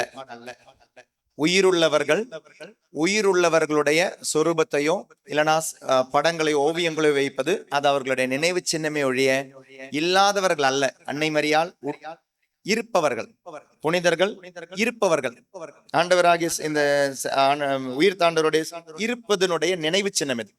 இல்லாததனுடைய ஒரு சொரூபம் அல்ல, இல்லாததனுடைய உருவம் அல்ல. இல்லாததனுடைய உருவம் உருவாக்கும் பொழுதுதான் அது உருவ வழிபாடு. இருப்பது ஒன்றினுடைய ஒரு சுரூபத்தை செய்வது ஒரு வழிபாடு அல்ல, அது நினைவு சின்னங்கள். இல்லாத ஒன்றினுடைய ஓவியத்தை வரைவது ஒரு வழிபாடா இருக்கலாம். உள்ள ஒன்றின் ஓவியத்தை வரைவது ஒரு வழிபாடு அல்ல. இதை ஆராதிப்பதற்காக பயன்படுத்தக்கூடாதுன்னு தான் ஆண்டவர் சொல்றார். நீ அதை வழிபடக்கூடாது, வணங்கக்கூடாது, நீ அதை ஆராதிக்க கூடாது. அதான் சிலை வழிபாடு. இல்லாத ஒன்றல்ல அன்னை மரியாள், இல்லாத ஒன்றல்ல சூசேப்பர், இல்லாத ஒருவர் அல்ல இயேசு கிறிஸ்து. உள்ள ஒருவர் தான் இயேசு கிறிஸ்துவும் அன்னை மரியாளும் சூசேப்பரும் புனிதர்களும். உள்ள ஒன்றின் ஓவியத்தையோ உள்ள ஒன்றின் சிலையையோ உருவாக்குவது அல்ல ஒரு வழிபாடு, மாறாக இல்லாத ஒன்று. அப்படி ஏதாவது உங்களுடைய வீடுகளில் இருந்தால், அப்படி ஏதாவது உங்களுடைய வீடுகளில் இருந்திருக்கான்னு தெரியல, வீட்டுல இருந்திருக்கான்னு தெரியல, நமக்கு தெரியாதுங்க. நம்மளுடைய வீட்டுல சில டைம் இந்த நாளுக்கெல்லாம் வச்சு பூஜை போட்டிருக்காங்களான்னு தெரியாது. தாத்தா பாட்டியெல்லாம் செஞ்சிருக்கலாம், வாய்ப்பு இருக்குது. என்னைக்காவது அதுக்காக மன்னிப்பு கேட்டிருக்கிறோமா? இன்னைக்கு இந்த திருப்பலியில மன்னிப்பு கேளுங்க. உங்களுடைய சாபக்கட்டுகள் விடுதலைக்காக இன்னைக்கு இதை முடிச்சுட்டு தாங்க நீங்க போகணும். அதனாலதான் இந்த டாக்க முன்னால வச்சு அடுத்த திருப்பலி கடந்து போறோம். இன்னைக்கு உங்களுடைய குடும்பத்திற்கு டெலிவரன்ஸ் வேணும், நாட் ஜஸ்ட் ஃபர்கிவ்னஸ். பாவ மன்னிப்பு கிடைச்சா போதாதுங்க, உங்களுக்கு இன்னைக்கு விடுதலையோட நீங்க போகணும். அந்த விடுதலை உங்களுக்கு ரிசல்ட்ல விடுதலை தரும். சோல்ஸ்ல இன்னைக்கு விடுதலை வேணும். இன்னைக்கு இந்த திருப்பலி இந்த டாக் பிறகு நீங்க கொடுக்க போற திருப்பலியில அதை ஒப்பு கொடுங்க. மூதாவது இந்த ஃபேமிலி ட்ரீயை ஒப்பு கொடுங்க. ஃபேமிலி ட்ரீ ஒப்பு கொடுங்க. இந்த நவம்பர் மாசம் வரும்பொழுது இந்த இறந்தவர்களுக்காக ஜெபிக்கிறீங்களா, தயவு செய்து உங்களுடைய ஃபேமிலி ட்ரீக்காக ஜெபிங்க. ஆண்டவரே, என்னுடைய அப்பாவுடைய ஒரு மூதாதையருடைய பட்டியல் இருக்கு. ஆண்டவரே, என்னுடைய அம்மாவுடைய மூதாதையருடைய பட்டியல் இருக்கு. அந்த பட்டியலுக்கு எனக்கு விடுதலை வேணும், எனக்கு சாப கட்டுகளுக்கு விடுதலை வேணும். நீங்க கேட்டீங்கன்னா தருவார், ஆண்டவர் கண்டிப்பா தருவாரு. அன்பார்ந்தவர்களே, தயவு செய்து இன்னைக்கு திருப்பலியிலையும் ஆராதனையில் ஒப்பு கொடுங்க.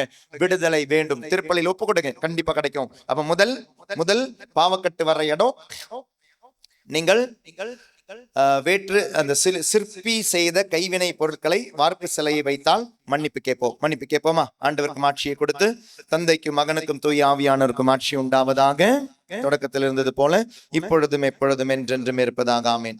அடுத்த வசனம் 16.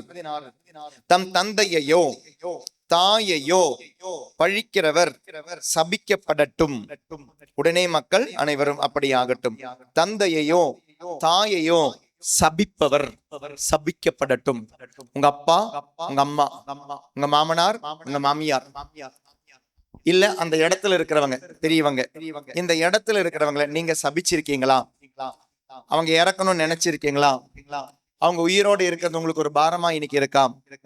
அவங்களுடைய வாழ்க்கை இங்க மட்டும் நின்றாதீங்க. என்னுடைய டாக் ஃபோக்கஸ் பண்றது இங்க மட்டும் கிடையாதுங்க. ஃபோக்கஸ் பண்றது ஃபேமிலி ட்ரீய முழுக்க நினைச்சுக்கோங்க. உங்களுடைய அப்பா அந்த மூதாதையருடைய பட்டியலை இப்படி யாராவது அனாதையாக விடப்பட்டார்களா தெரியல. உங்களுடைய அம்மா அதனுடைய மூதாதையருடைய பட்டியல யாராவது இப்படி அனாதையாக விடப்பட்டார்களான்னு தெரியல. கொடுமைப்படுத்தப்பட்டார்களான்னு தெரியல. உங்களுடைய அப்பானுடைய மூதாதையர் தாய் தந்தையை மதிக்காதவங்க யாராவது இருக்கிறாங்களான்னு தெரியல. இன்னைக்கு சில டைம் உங்களுடைய பையன் உங்களை மதிக்காததுக்கு காரணம் இப்படி இருக்கலாங்க. உங்களுடைய பொண்ணு இன்னைக்கு உங்களை மதிக்காததுக்கு காரணம் இப்படி இருக்கலாம். அதோ ஒரு மூதாதையருடைய பட்டியலுடைய சாபம் எங்க வந்து கிடக்குது? உங்களுடைய பொண்ணுக்கு உங்களுடைய பையனுக்கு வந்து கிடக்கலாம். நீங்க இவனை திட்டிக்கிட்டே இருந்தா சோர்ஸை நீங்க சரி பண்ணல, ரிசல்ட்ல அந்த பிளெஸிங் இல்ல. உங்க பையனை திட்ட வேண்டாம், உங்க பொண்ணை திட்ட வேண்டாம், சோர்ஸை சரி பண்ணுங்க, ரிசல்ட் சரியாகும். Praise the lord, praise the lord, hallelujah, hallelujah. இல்ல ஓல்டேஜ் ஹோம்ல எங்கயாவது கொண்டு போய் விட்டுலாமான்னு நினைச்சு இருந்திருக்கலாம். இல்ல கொன்னவங்க இருந்திருக்கலாங்க, யாருக்கு தெரியும்? மூதாதையருடைய பட்டியல விஷத்தை வச்சு கொன்னவங்க இருந்திருக்கலாம். அப்பாவை அம்மாவை மாமனார மாமியார் இருந்திருக்கலாம், நமக்கு தெரியாது. நமக்கு முன்னால ஒரு நெக்ஸஸ் போயிருக்குது, நமக்கு முன்னால ஒரு சிலந்தி வலை போயிருக்குது, நமக்கு முன்னால நிறைய கட்டுகள் போயிருக்குது. நம்ம அதுல வெறும் ஒரு பார்ட் மட்டும்தான். இந்த மூதாதையருடைய பட்டியலுக்காக ஜெபிங்க. தாயை தந்தையை மதிக்காதவர்கள் என்னுடைய மூதாதையருடைய பட்டியலில் உண்டா? தாயை தந்தையை மதிக்காதவனா மதிக்காதவளா நான்? ஆண்டவரே மன்னிப்பு வேண்டுகிறேன் விடுதலைக்காக. தந்தைக்கும் மகனுக்கும் தூய ஆவியானவருக்கும் ஆட்சி உண்டாவதாக. மூன்றாவது 17வது வசனம். தமக்கு அடுத்திருப்பவரின் எல்லை கல்லை அப்புறப்படுத்துபவர் சபிக்கப்படட்டும். உங்களுடைய நிலம், அந்த நிலத்தை சார்ந்து அண்ணனுடைய நிலமோ இல்ல தம்பியோடைய நிலமோ இல்ல வேற யாருடைய நிலமோ, அந்த நிலத்தை அபகரிக்கிறதுக்காக எல்லை கல்லை மாத்தி வச்சவங்க நீங்க இருக்கிறீங்களா? இல்ல மூதாதையருடைய பட்டியல இருக்கிறாங்களா? தெரியல, தெரியல. மூதாதையர் பட்டியல இருக்கிறாங்களா? தெரியல. இன்னைக்கு நமக்கு அதற்கான விடுதலை வேணும், இல்லைன்னா சாபமா நிக்கும். என்னைக்கோ எங்களுடைய வீட்டுல சொன்னது எனக்கு ஞாபகம் இருக்குது. நாங்கெல்லாம் பணக்காரா இருந்தோமா? Praise the lord. ஏன் சிரிக்கிறீங்க? ஏன் நாங்க பணக்காரா இருக்கக்கூடாதா? Praise the lord, praise the lord. எங்க அப்பானுடைய அப்பா, அதாவது தாத்தாலாம் பணக்காரரா இருந்திருக்கிறார். எங்க எங்க தாத்தா எல்லாம் எங்கே வளர்ந்தாரும் கூட எனக்கு தெரியாது, இப்பவும் தெரியாது. யோசிச்சு பாருங்களேன், மூதாதையருடைய பட்டியல்ல அங்க நின்னு போச்சு அந்த அந்த ஸ்டாண்ட்ஸ். தாத்தாவெல்லாம் நான் பார்த்தது கூட கிடையாது, எங்க அவர் வாழ்ந்தாருன்னு கூட தெரியாது.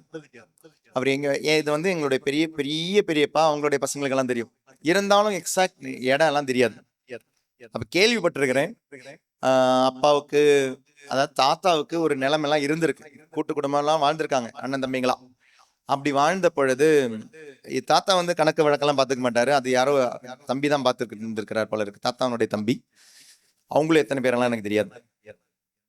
எனக்கு தெரிஞ்சது எங்க அப்பா பெரியப்பா அந்த ஜெனரேஷன் தான் தெரியும், தாத்தா பாட்டி அதனுடைய ஜெனரேஷனே தெரியாது. அப்ப அந்த நிலம் ஒரு நாள் என்னமோ தாத்தா போய் கேட்டிருக்கிறார் போல இருக்கு. சரி, நான் வந்து வேற இடத்துக்கு நான் போறேன், அதனால நான் சம்பாதிச்ச காசு அதனுடைய கணக்கெல்லாம் உங்ககிட்ட தானே இருக்கு, குடுன்னு கேட்ட பொழுது அன்னைக்கு தாத்தா அவனுடைய தம்பி சொல்லியிருக்கிறான், நீ சம்பாதிச்சது எதுவுமே இல்லை அப்படின்னு. அப்ப தன்மானத்தோட அவர் என்ன பண்ணிட்டாரு, எனக்கு சொத்தும் வேண்டாம், என் பணமும் வேண்டாம், எனக்கு எதுவுமே வேண்டாம், நீயே வச்சுக்கோன்னு சொல்லிட்டு கொடுத்துட்டு அப்புறம் வந்த இடம் தான் கேரளால இன்னொரு இடம் ஆல்வி அப்படின்ற இடத்துக்கு தான் வந்திருக்கிறான்னு கேள்விப்பட்டிருக்கிறேன். பெரிய தென்னந்தோப்பு என்னமோலாம் இருந்திருக்குது, இடம்லாம் இருந்திருக்குது. அதாவது ஜஸ்ட் தலைமுறைக்கு முன்னால தலைமுறைங்க, அந்த தலைமுறை எப்படி வாழ்ந்ததுன்னு கூட எனக்கும் தெரியாது, எவ்வளவு சொத்து இருந்ததுன்னு தெரியாது. ஆனா அது சொத்தினுடைய ஒரு பைசா கூட எங்களுடைய அடுத்த தலைமுறைக்கு அப்பாவுக்கு கிடைக்கல. அதனால நாங்க சாதாரண ஒரு மிடில் கிளாஸ், இல்லைன்னா அதை விட கொஞ்சம் லோவா தான் நாங்க வாழ்ந்தோம், அவ்வளவு ஹையெல்லாம் நாங்க வாழல, சாதாரண ஒரு மிடில் கிளாஸா தான் வாழ்ந்தோம். யோசிச்சு பாருங்க, இன்னைக்கு அவங்களுக்கு ஒரு தலைமுறை இருக்கும் கண்டிப்பா, தாத்தாவனுடைய தம்பிக்கு ஒரு தலைமுறை இருக்கும், அவங்களுடைய பிள்ளைகள் இருப்பாங்க, அந்த பிள்ளைகளுடைய பிள்ளை இருப்பாங்க, அவங்களுடைய அடுத்த தலைமுறை வந்திருக்கும். இந்த சொத்து இப்ப எங்கே போய் சேர்ந்திருக்கும்? இந்த சொத்தை அனுபவிக்கிற பசங்க அந்த காசை வச்சுதான் படிச்சிருப்பாங்க அந்த பசங்க. ஆனா அந்த பசங்களுக்கு தெரியாது என்னுடைய தாத்தா இப்படி ஏமாத்தி வந்தவர்னு தெரியாது. அந்த பசங்க எங்கேயாவது ஒரு ரெட்ரீட்ல அட்டன் பண்ணும் பொழுது ஏதாவது ஃபாதர் அவங்களுக்கு இந்த மாதிரி சொல்லி கொடுக்கலாம், உங்க தாத்தாவோ தாத்தாவனுடைய தாத்தாவோ யாரையாவது ஏமாத்திச்செல்லாம் சம்பாதிச்சிருந்திருக்கலாம் அப்படின்னு சொல்லும்போது இந்த பையன் என்ன நினைப்பான், என்னுடைய வயசுல யாராவது இருப்பாங்களே அங்கேயும், அவன் என்ன நினைப்பான், எங்க தாத்தா யாரையும் ஏமாத்தி இருக்க மாட்டாரு, தெரியாது. ஆனா ஏமாந்த நம்ம இங்க நிக்கும் பொழுது அவங்களுக்கு தெரியணும். Praise the lord, praise the lord, alleluia. அப்படி சில டைம் பணம் வந்திருந்தா நான் இங்க சில டைம் நின்று இருக்க மாட்டேன் போல இருக்குது. அப்படி அந்த நிலம் கிடைச்சிருந்தா, அப்படி ஒரு பணம் கிடைச்சிருந்தா, அப்படி ஒரு சொத்து கிடைச்சிருந்தா சில டைம் நம்ம இப்ப நின்று இருக்க மாட்டோம். அதனால ஏதோ ஒரு விதத்துல சில இடங்கள், சில பணங்கள், சில சொத்து, சில நிலம், இப்படி சில விஷயங்கள் உங்களுடைய வாழ்க்கையில சாபமா நிக்கலாம், இல்ல வேற ஒரு வாழ்க்கையில சாபமா நிக்கலாம். அதாங்க எல்லைக்கல்லை எடுக்கக்கூடாது. சரி, ஆண்டவர் தான் உங்களுக்கு சில நெய்பர்ஸை கொடுத்திருப்பார். பைபிள் அப்படி ஒரு வசனமே இருக்கு. ஆமோசனுடைய புத்தகத்துல 9வது அதிகாரம் 7வது வசனத்தை இதை விட்டுடாதீங்க, நம்ம திரும்ப இதுக்கு ஒரு இணைச்சட்டத்துக்கு. ஆமோசனுடைய புத்தகம் 9வது அதிகாரம் 7வது வசனத்துல பைபிள் ஆண்டவர் சொல்றாரு, இஸ்ராயேல் மக்களை எகிப்து நாட்டினின்றும் பெலிஸ்தியரை கப்தோரிலிருந்தும் சிரியரை கீரியிலிருந்தும் நான் அழைத்து வரவில்லையா? யாரையெல்லாம் கூட்டு வந்திருக்கிறாரு? இஸ்ராயேல் மக்களை கூட்டு வந்தது போலவே பெலிஸ்தியரையும் கூட்டு வந்தது ஆண்டவர் தான், சிரியாக்காரையும் கூட்டு வந்தது ஆண்டவர் தான், உங்க வீட்டுக்கு பக்கத்து வீட்டுக்கார கொண்டு வந்தது ஆண்டவர் தான்.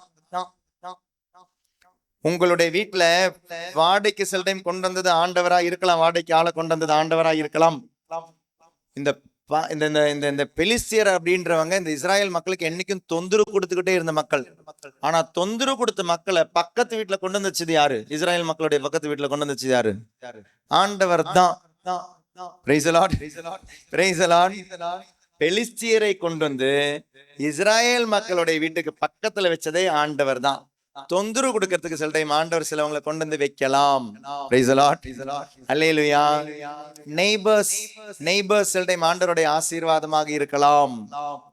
நெய்பர்ஸ் சில டைம் இங்கெல்லாம் நம்ம அதிகமா நம்ம காலையில ஜெபிக்கும் போது ஒரு ஜெபிக்கிற ஜெபம் இருக்கு. காலையில 7-8 இங்க ஒரு காலை ஜெபம் இருக்கு, அடரேஷன். அந்த அடரேஷன் நாங்க எப்பவுமே ஜெபிக்கிற ஒரு இன்டென்ஷன் என்ன தெரியுமா? ஆண்டவரே, இந்த தியான மையத்திற்கு சுற்றிலுள்ள வீடுகள், ஊர்கள், மக்கள் அனைவரும் ஆசீர்வதிக்கப்படட்டும். ஏன்னா நமக்கு நன்மை செய்யறவங்க இருக்கிறாங்க, தீமை செய்யறவங்க இருக்கிறாங்க. நன்மை செய்யறவங்க இருக்கிறாங்க, தீமை செய்யறவங்க இருக்கிறாங்க. சரி, இப்ப மந்திரவாதம் சூன்யம்ன்றது உங்களுக்கு மட்டும் இல்ல, சில டைம் எங்களுக்கும் செய்யறவங்க இருக்கலாம். மாதாவனுடைய சொரூபத்துக்கு பின்னால போன் எடுக்கல, அது போய் எடுக்கணும். மாதாவனுடைய சொரூபத்துக்கு பின்னால யாரோ முடியெல்லாம் வச்சுட்டு போயிருக்கிறாங்க. Price the lord, praise the Lord. அப்ப எங்களுக்கே சூனியம் வைக்கிறாங்கன்னா உங்களுக்கு வைக்கலாம். அதனால நம்மளை சுத்தி இருக்கிறவங்க நமக்கு நன்மை செய்பவர்கள் இருக்கலாம், தீமை செய்யறவங்க இருக்கலாம். உங்களுடைய ஸ்கூல்ல இருக்கலாம், காலேஜ்ல இருக்கலாம், ஆபீஸ்ல இருக்கலாம், வீட்டுக்கு பக்கத்துல இருக்கலாம், கோயில்ல இருக்கலாம், சமூகத்தில் இருக்கலாம். ஆனா நெய்பர்ஸை கொண்டு வந்துச்சு ஆண்டவர் தான், ஆண்டவர் தான். பிரைஸ் தி லார்ட், சத்தமா ஹல்லேலூயா. அதனால அவங்களுக்கு நீங்க தொந்தரவு பண்ணாதீங்க. எனக்கு அவன் தொந்தரவு பண்றான், எனக்கு அவ தொந்தரவு பண்றான்னு சொல்லிட்டு அவங்கள தொந்தரவு பண்ணாதீங்க. அவங்களுடைய வீட்டுக்கு யாராவது கல்யாண விஷயம் தேடி வரும்பொழுது அந்த பொண்ணு போன வாரம் யாரு கூட போறதை பார்த்தேன், அவ்வளவுதான், அந்த கல்யாணம் கட் பண்ணிடாதீங்க. நெய்பருக்கு தொந்தரவு பண்ணாதீங்க, நெய்பருடைய வாழ்க்கையில தொந்தரவு பண்ணாதீங்க. ஆண்டவர் கொண்டு வந்து வச்ச நெய்பரா இருக்கலாம். அவனுக்கு நிலத்துக்காக சண்டை போடாதீங்க. ஒரு கரண்ட் கம்பி அது வழியா போனோமா விட்டு கொடுங்க, அது வழியா ஏதாவது நல்லது அவங்களுக்கு நடக்கணுமா செஞ்சு கொடுங்க. இனி ஏதாவது பிரச்சனை இருந்தா லீகலி யூ கேன் கோ. வேற விதத்துல இந்த மூட நம்பிக்கையை வச்சு மந்திரவாதங்களை செஞ்சு அவங்க அழிஞ்சு போன நினைச்சு அப்படி ஒரு ஜெபத்தை ஜெபிக்காதீங்க. நெய்பர்ஸ் கொண்டு வந்த ஆண்டவரா இருக்கலாம். அதனால நெய்பருக்கு எதிரியாக விரோதியாக நீ செயல்படும் பொழுது நீ சபிக்கப்பட்டிருக்கின்றாய். ஆண்டவர் சபிக்கல, நீ சபிக்கப்பட்டிருக்கின்றாய். அடுத்தது 18வது வசனம். பார்வையற்றவரை வழி தவற செய்பவர் சபிக்கப்படட்டும். பார்வையற்றவர் அப்படின்றது ஹேண்டிகேப்ட், அவ்வளவுதான். அந்த ஹேண்டிகேப்ட் அப்படின்னு மட்டும் கிடையாதுங்க, டிசேபிள்டா இருக்கிறவங்க, மனிதர்களாக இருக்கலாம், விலங்கினங்களா இருக்கலாம். அதுங்களை தொல்லை பண்ணாதீங்க. மனுஷனையும் இருக்கட்டும், விலங்கினங்களையா இருக்கட்டும், மிருகங்களையா இருக்கட்டும், தொல்லை பண்ணாதீங்க. உங்களால முடிஞ்ச நன்மை செய்யுங்க, தீமை செய்யாதீங்க.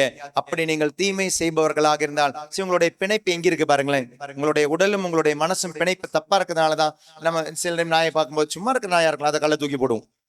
சும்மா இருக்கிற ஏதாவது மிருகமா இருக்கலாம், அதை தூக்கி போடுவோம். கையில ஒரு கொசு மாட்டிச்சா ஒரு அடிக்கு சாவடிக்காம அதை பிடிச்சிட்டு அதை காலை பிடிச்சி இழுத்து மீசியை பிடிச்சி இழுத்துட்டு தும்பிக்கையில கல்லை போட்டுட்டு எவ்வளவு தொந்தரவு பண்ணியிருக்கலாம். இதெல்லாம் நம்மளுடைய வாழ்க்கையில நடந்திருக்கலாம். எவ்வளோ விஷயங்கள்ல நம்ம மனிதர்களுக்கும் விலங்கினங்களுக்கும் மற்ற உயிரினங்களுக்கும் தொந்தரவு பண்ணி இருந்திருக்கலாம். செய்யாதீங்க, சபிக்கப்பட்டவர்களாக மாறி விடுவீர்கள். பிறர், அதாவது ஊனமுற்றவர்களை இல்லையா, சில டைம் வழியில எங்கேயாவது பாப்பீங்க, திருநங்கைகளை பாப்பீங்க, முடிஞ்சா ஒரு 10 ரூபாய் போடுங்க, இல்லையா விட்டுடுங்க. Don't comment. வேலை செய்யக்கூடாதா இவங்களுக்கு, ஏன் இந்த மாதிரி போறாங்க, தேவையில்லாம நாக்க பயன்படுத்தாதீங்க. அதாவது ஊனமுற்றவர்கள், ஊனமுற்றார்கள், அவர்கள் படைப்பிலே அப்படி படைக்கப்பட்டவர்கள். அவங்கள பார்த்து தொந்தரவு பண்ணாதீங்க. வார்த்தையாலேயோ உங்களுடைய சொல்லாலேயோ செயலாலேயோ do not hurt anyone who are disabled. Even by பர்த்தா இருக்கலாம், அதுக்கு பிறகு வந்ததா இருக்கலாம். தொந்தரவு பண்ணாதீங்க, அது உங்களுக்கு சாபமா மாறும். நான் இது உங்களுக்கு திரும்ப சொல்றேன், உங்களுக்கு மட்டும் கிடையாதுங்க. நம்மளுடைய மூதாதையர் பட்டியல இப்படி யாராவது இருந்திருக்கலாம். யாராவது இருந்திருக்கலாம். எங்களுடைய வீட்டுல நான் இப்ப எனக்கு டப்புன்னு ஞாபகம் வருது. நாங்க இருந்த வீட்டுல எங்களுக்கு ஒரு வாடகை ஒரு டெனன்ட் இருந்தாங்க. அதுல வந்து ஒரு பையன், அவன் பேர் அப்புன்னுவாங்க. அவனுக்கு வந்து கால் ஊனமுற்ற பையன் தான் அவன். 2 காலுமே அவனுக்கு விளங்காது. என்னுடைய சேம் ஏஜ் தான் அந்த பையன். அன்னைக்கு இப்ப இங்க இருக்காங்கன்னு எனக்கு தெரியல அவங்க. நான் ஸ்கூலெல்லாம் படிக்கும்போது அந்த பையனும் ஸ்கூலுக்கு போவான். அந்த 3 வீலர் தான் போயிட்டு இருப்பான். அந்த பையன் 2 காலுமே இல்லை. 2 கால் இருக்கு, ஆனா அவனால நடக்க முடியாது. அப்ப நடந்து போற விதம்லாம் பார்க்கும்போது நமக்கு சில டைம் கவலையா இருக்கும், வருத்தமா இருக்கும். அப்ப நம்மளால முடிஞ்ச உதவி செய்வோம். அவங்கள கிண்டல் பண்றது உங்களுடைய முதியவர்கள் செஞ்சிருந்திருக்கலாம். அப்படி ஏதாவது உங்களுடைய வாழ்க்கையில உங்களுடைய மூதாதையர்கள் வழியா வந்திருந்தா கேட்போமா, மன்னிப்பு கேட்போம் ஆண்டவர்கிட்ட. தந்தைக்கும் மகனுக்கும் தூய ஆவியானவருக்கும் மாட்சி உண்டாவதாக. இயேசுவின் வேதனை நிறைந்த பாடுகளை முன்னிட்டு எங்கள் மீதும் அகில உலகின் மீதும் இரக்கமாயிரும். 19வது வசனம். அந்நியருக்கும் அனாதைக்கும் கைம்பெண்ணுக்கும் உரிய நீதியை புரட்டுபவர் சபிக்கப்படட்டும். அதை நீங்க கொடுக்கலனா யாருக்கு? அனாதைக்கு, கைம்பெண்ணுக்கு, அந்நியருக்கு. உடனே மக்கள் அனைவரும் அப்படி ஆகட்டும் என்பர். 20வது வசனம். தன் தந்தையின் மனைவியோடு கூடுகிறவன். ஏன்னா அன்னைக்கு ஒரு தந்தைக்கு வந்து மேபி 4-5 மனைவிகள் இருந்திருக்கலாம். அப்படி இருக்கும்பொழுது ஒரு பையன் இன்னொரு அவனுடைய தாய் அல்லாத பெண்ணோடு, இது குடும்பத்துக்குள்ள நடக்கிற விபச்சாரம். அதனால இதுக்கு பேர் அடல்ட்ரி கிடையாது, இதுக்கு பேர் ஃபார்னிகேஷன் அப்படின்வாங்க. குடும்பத்துக்குள்ள சில டைம் நடக்கலாம், ஆனா நம்மளுடைய குடும்பத்திலும் நடக்கலாம். பசங்களா இருக்கிறாங்க, இருந்தாலும் சில விஷயங்கள் நம்ம கொஞ்சம் கவனமா இருக்கணும். உங்களுடைய இப்போ என்னுடைய பையன் தானே, என்னுடைய பொண்ணு தானே, கொஞ்சம் கவனமா இருக்கணுங்க. அவங்க அண்ணன், தம்பி, அக்கா, தங்கை அப்படின்னாலும் ஒரு முறை ரொம்ப வருஷங்களுக்கு முன்னால, நான் நினைக்கிறேன் 2011, ஏன்னா அன்னைக்கு தான் நான் பாப்புலர் மிஷனுக்கு போயிருக்கிறேன். 2011 ஒரு தடவை பாப்புலர் மிஷன் ரெட்டீட்டுக்கு போன பொழுது ஒரு வீடு சந்திக்க போயிருந்தேன். அந்த வீடு சந்திக்கிறதுக்கு அந்த அம்மா கிட்ட போய், அம்மா ரெட்டீட்டுக்கு வாங்கன்னு சொல்லும் பொழுது, அப்போ கொஞ்ச நேரம் பேசுவாங்களே, பேசும்பொழுது அந்த அம்மா சொல்றாங்க, ரொம்ப வருத்தத்தோட அழுகையோட சொன்னாங்க, ஃபாதர், ஒரு நாள் என்னுடைய பையன் குடிச்சிட்டு வந்து அவனுடைய மனைவி வீட்டுல இல்ல, மனைவி இவங்க கூட சண்டை போட்டுட்டு போயிட்டான். வீட்டுல நான் தான் இருந்தேன் ஃபாதர். அவன் கதவை திறந்த பொழுது நான் கதவை திறந்து கொடுத்தேன் ஃபாதர். கதவை திறந்து கொடுத்த பொழுது மனைவின்னு நினைச்சு மனைவி கிட்ட என்னெல்லாம் செய்யணுமோ அதெல்லாம் என்கிட்ட செஞ்சான். மகன் தன் தாயிடம் செய்யக்கூடாததை மனைவி என்று நினைத்து, அவனுடைய தாரம் என்று நினைத்து, அந்த மனைவி என்று நினைத்து தன் தாயிடம் உறவு கொண்டது. அந்த அம்மா ரொம்ப வருத்தத்தோட சொன்னாங்க. இது குடும்பத்துல நடக்கலாம், நடக்குது. அண்ணன், தம்பி, அக்கா, தங்கைங்க, கசின்ஸுங்க, சித்தப்பா பசங்க, சின்ன பசங்க, மாமா, சின்ன பசங்க, நம்ம பெரியவங்க நினைச்சு விடுறோம். ஆனா இந்த பெண்களுக்கு எதிராக நடக்கிற கொடுமை அதிகமா வெளியே வரலாம். ஆனா ஆண்களுக்கு எதிராக நடக்கிற, சின்ன பசங்களுக்கு, பாய்ஸுக்கு எதிரான, நீங்க பேட் டச், குட் டச் கேர்ள்ஸ்க்கு சொல்லி கொடுக்குறீங்க, கேர்ள் பேபிஸ்க்கு சொல்லி கொடுக்குறீங்க. ஆனா பாய்ஸ்க்கு நீங்க சில டைம் சொல்லி கொடுக்க மாட்டீங்க, அவன் பாய் தானே அப்படின்னு விட்டுறீங்க. ஆனா அந்த பாயில ஏற்படுகின்ற, அந்த மகனில் ஏற்படுகின்ற ஒரு ஒரு ஒரு ஒரு ஒரு அழுத்தம் இருக்கு, ஒரு ஊண்டு இருக்கு. ஒரு பையனுக்கு அது அவன் யாருக்கிட்டையும் சொல்ல மாட்டான். ஏன்னா பெண்ணுக்கு நடக்கும்போது அதனுடைய விளைவுகள் இருக்கலாம், ஆனா அந்த ஆணுக்கு நடக்கும்போது விளைவுகள் இல்லைன்னு விட்டுறோம். ஆனா சென்சஸ் படி சைல்ட் அபியூஸ் கேர்ள்ஸை விட அதிகமா நடக்கிறது பாய்ஸ்க்கு. அதுவும் அதிகமா நடக்கிறது குடும்பத்துக்குள்ள, நெருங்கிய உறவுகள். அதனால உங்களுடைய பிள்ளைகளை வளர்க்கும் போது அது ஒரு தடவை நடந்துச்சு அப்படின்னு வச்சுக்கோங்க, அப்புறம் அந்த குழந்தைங்களுக்கு அதனுடைய பாரம் என்னைக்குமே இருக்கும். அதனுடைய விளைவுகளிலிருந்து அந்த பசங்க வெளியே வரவே மாட்டாங்க வாழ்க்கை முழுக்க. அதனால உங்களுடைய குடும்பங்களில் இப்படி நடந்திருக்கலாம், மூதாதையருடைய பட்டியல நடந்திருக்கலாம், மன்னிப்பு வேண்டுவோம். இயேசுவின் வேதனை நிறைந்த பாடுகளை முன்னிட்டு. 21 இதெல்லாம் இன்னைக்கு நீங்க எல்லாம் நினைப்பீங்க இதெல்லாம் நடக்குமா ஃபாதர் அப்படின்னு. இதெல்லாம் நடக்கிறதுக்கான வாய்ப்பு இருக்கு. 21வது வசனம். எந்த ஒரு விலங்கோடும் புணர்கிறவன் சபிக்கப்படட்டும். ஏன்னா இன்னைக்கு நிறைய பெட் அனிமல்ஸ், கல்யாணம் எல்லாம் வேண்டாம்னு சொல்லிட்டு பெட் அனிமல்ஸோட இருக்கிறவங்க இருக்கிறாங்க. ஒரு மிருகத்தை ஆண்டவருடைய படைப்புன்னு பார்க்காம அது மிருகம் தானே அப்படின்னு சொல்லி மிருகத்தோடு உறவு கொள்கிறவர்கள் உண்டு. இதெல்லாம் நடக்குதான், இதெல்லாம் நடக்கிற விஷயங்க, சாதாரணமா நடக்கிற விஷயம். ரீசெண்டா நியூஸ் பேப்பர்ல வந்த விஷயம் கூட தான். ரீசெண்டா நியூஸ் பேப்பர்ல வந்தது. நான் சொன்னால் காலையில நியூஸ் பேப்பர் படிக்கிற, மொபைல்ல ஒரு நியூஸ் பேப்பர் இருக்கு, அது படிக்கும் பொழுது ஒருத்தர் தமிழ்நாட்டுல தான், வெளியிருந்து வந்து ஆளுங்க பாத்துட்டாங்க, ஒரு நாய் கூட வந்து தவறான உறவில் இருக்கிறத பார்த்துட்டு இவங்க வந்து அந்த ஆள் மேல கல்லடிக்கிறாங்க. கல்லடிச்ச போது அந்த நாய் அந்த ஆள் விட்டுட்டாரு. யோசிச்சு பாருங்களேன், குடிச்சிட்டோ குடிக்காமலோ. இதெல்லாம் நடக்குதானா? நடக்குது. குடும்பத்தில் இது நடந்திருக்கலாம், மூதாதையருடைய பட்டியல் நடந்திருக்கலாம். அசிங்கமான விஷயங்கள் ஃபாதர், இதெல்லாமே பலிப்பீடத்தில் பேசுறது அசிங்கமான விஷயங்கள் மூதாதையருடைய பட்டியல் நடந்திருக்கலாங்க. நடந்த விஷயங்கள் இன்னைக்கு உங்களை பாதிக்கலாம். அதனால இந்த மூதாதையருடைய பட்டியலுடைய சாபம் 3, 4 தலைமுறை வரை ஆண்டவர் தண்டித்து தீர்ப்பார் என்றால் அந்த தண்டனை அனுபவிக்கிற தலைமுறை நீங்களா? தெரியல. அதனால விடுதலைக்காக செபிக்கணும். மூதாதையருடைய பாவத்திலிருந்து, சாபத்திலிருந்து, பட்டியலிருந்து நமக்கு விடுதலைக்காக. 22வது வசனம். தன் தந்தையின் புதல்வி அல்லது தன் தாயின் புதல்வி ஆகிய தன் சகோதரியுடன் உறவு கூடுகிறவன் சபிக்கப்படட்டும். முன்னால சொன்ன அதே ஃபார்னிகேஷன் தான். இயேசுவின் வேதனை நிறைந்த பாடுகளை முன்னிட்டு, இயேசுவின் வேதனை நிறைந்த பாடுகளை முன்னிட்டு 23வது வசனம். தன் மனைவியின் தாயோடு அதாவது மதர் இன் லா, மாமியார் கூடுபவன் சபிக்கப்படட்டும். இருக்கலாம். இதெல்லாம் நடக்கிற விஷயங்கள் பாருங்களேன். நம்ம நினைக்கிறதெல்லாம் 2025 26 நடக்கிறது. 4000 வருஷம் முன்னால எழுதப்பட்ட பைபிள்ல இருக்குங்க. பாவம் இஸ் நாட் சம்திங் நியூ. பாவம் என்பது புதியது அல்ல. இதெல்லாம் நம்மளுடைய குடும்பத்துல எல்லாம் நடந்திருக்கலாம். மூதாதையருடைய பட்டியல் நடந்திருக்கலாம். இன்னைக்கு சில டைம் அதனுடைய விபச்சாரத்தினுடைய தாக்கம் நமக்கு இருக்கலாம். நம்ம என்னதான் சொன்னாலும் ஃபாதர், அந்த செக்ஸனுடைய அந்த ஒரு நினைப்பிலிருந்து என்னால வெளியே வர முடியல, செக்ஸனுடைய அந்த நினைப்பிலிருந்து வெளியே வர முடியல. சோ எவ்வளவு பாவ சங்கீர்த்தனம் செய்யறேன் ஃபாதர், எவ்வளோ நான் உபவாசம் எடுக்கிறேன் ஃபாதர், எவ்வளோ நான் இதுல வருத்தத்தோட போற எத்தனையோ வாலிப பசங்களை கூட பார்த்திருக்கோம், பெரியவங்களை பார்த்திருக்கிறோம்.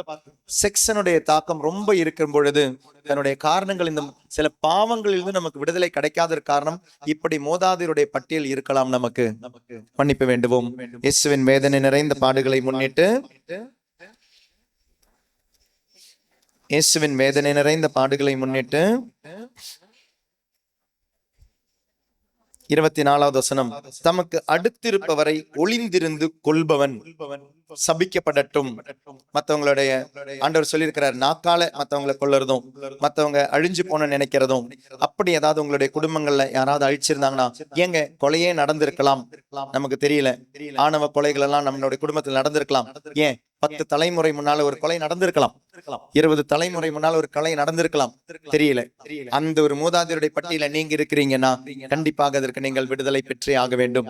இயேசுனுடைய மூதாதையருடைய பட்டியலில் விபச்சாரிகள் உண்டு. இயேசுனுடைய மூதாதையருடைய பட்டியலில் விபச்சாரிகள் உண்டு. அப்போ இயேசுனுடைய மூதாதையருடைய பட்டியலிலேயே விபச்சாரிகள் இருந்தால், நம்மளுடைய மூதாதையருடைய பட்டியல்ல கொலையாளிகள் இருக்க மாட்டாங்களா? விபச்சாரிகள் இருக்க மாட்டாங்களா? துரோகம் செஞ்சவங்க இருக்க மாட்டாங்களா?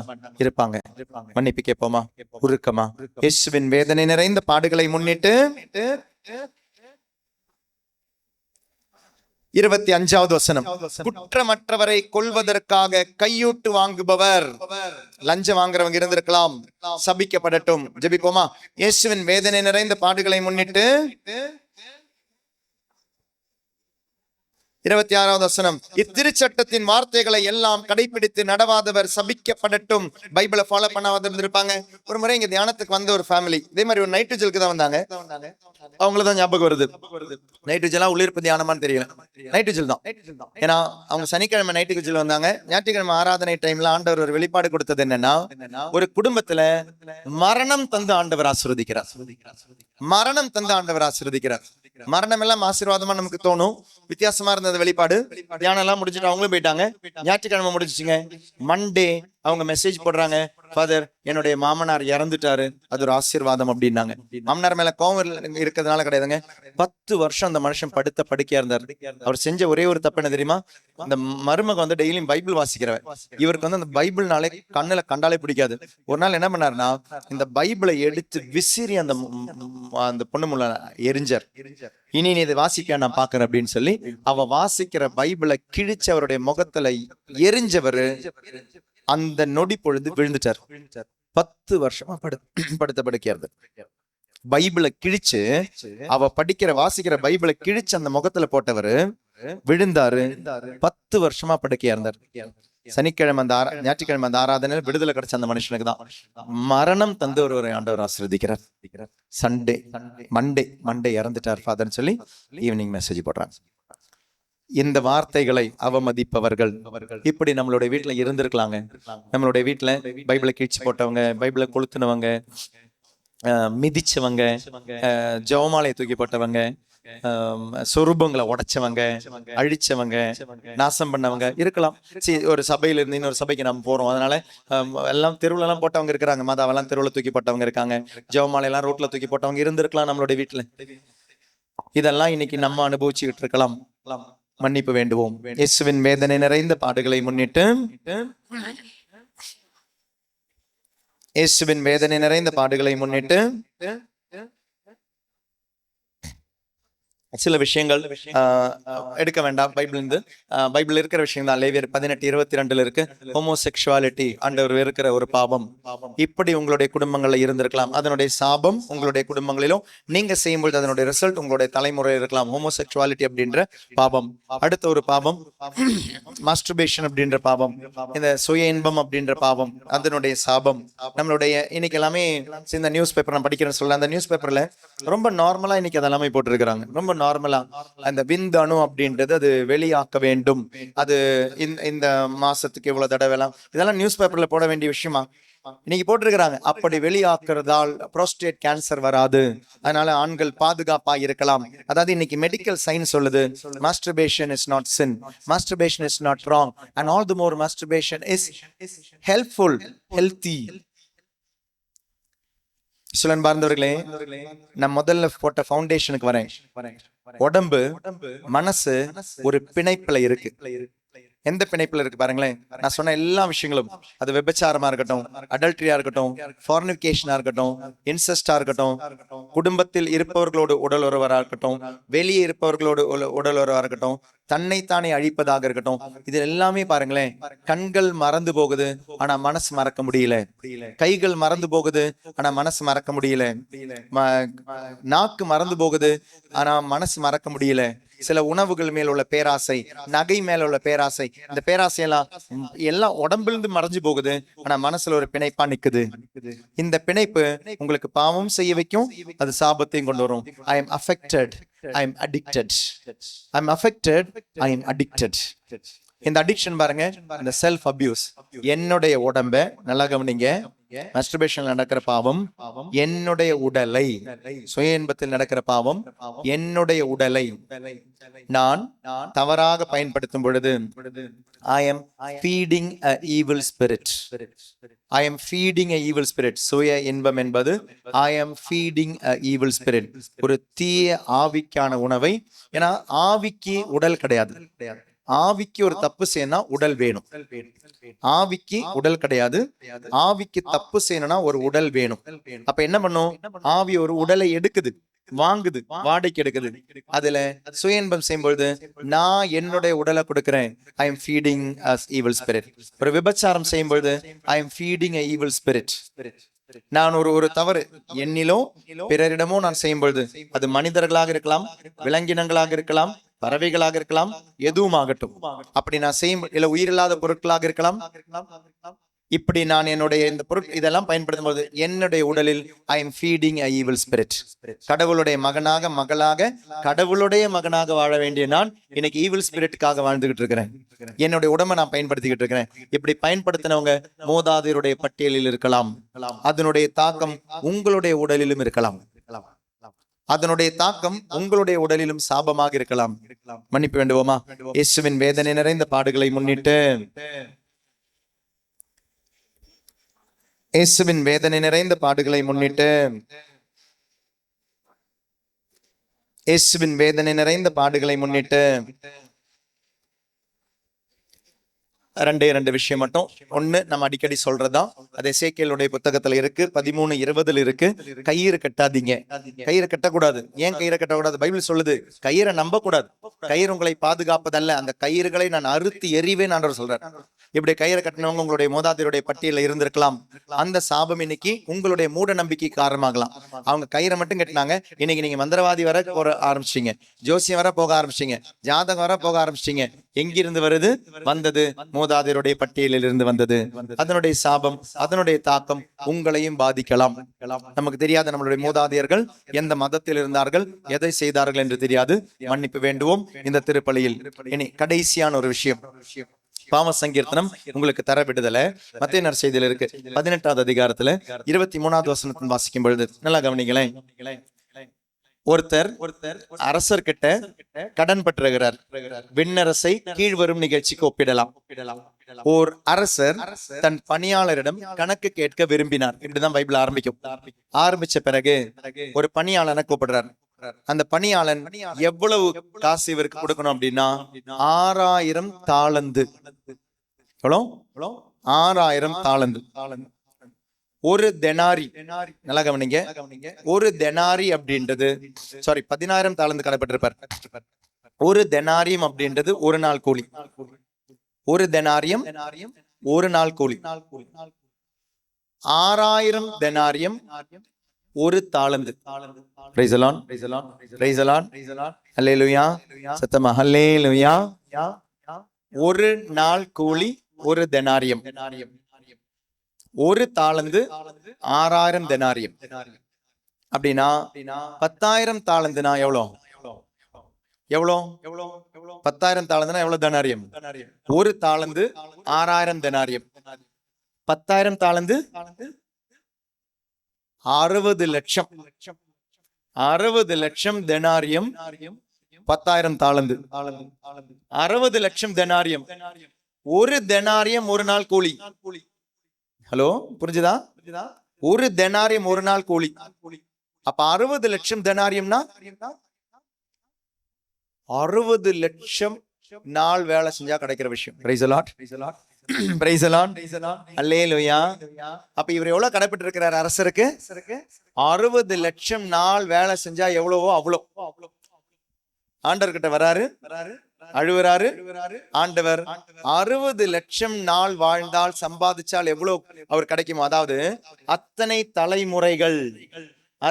தலைமுறைகளுக்கு கொடுத்த சாபம், அத்தனை தலைமுறைகளுக்கு கொடுத்த தண்டனை, 3-4 தலைமுறை வரை தண்டிப்பேன்னார் இல்லையா? பாருங்க, ஒரு பாவ சங்கீர்த்தனம் கொடுக்கிற விடுதலை, ஒரு திருப்பலி கொடுக்கிற விடுதலை.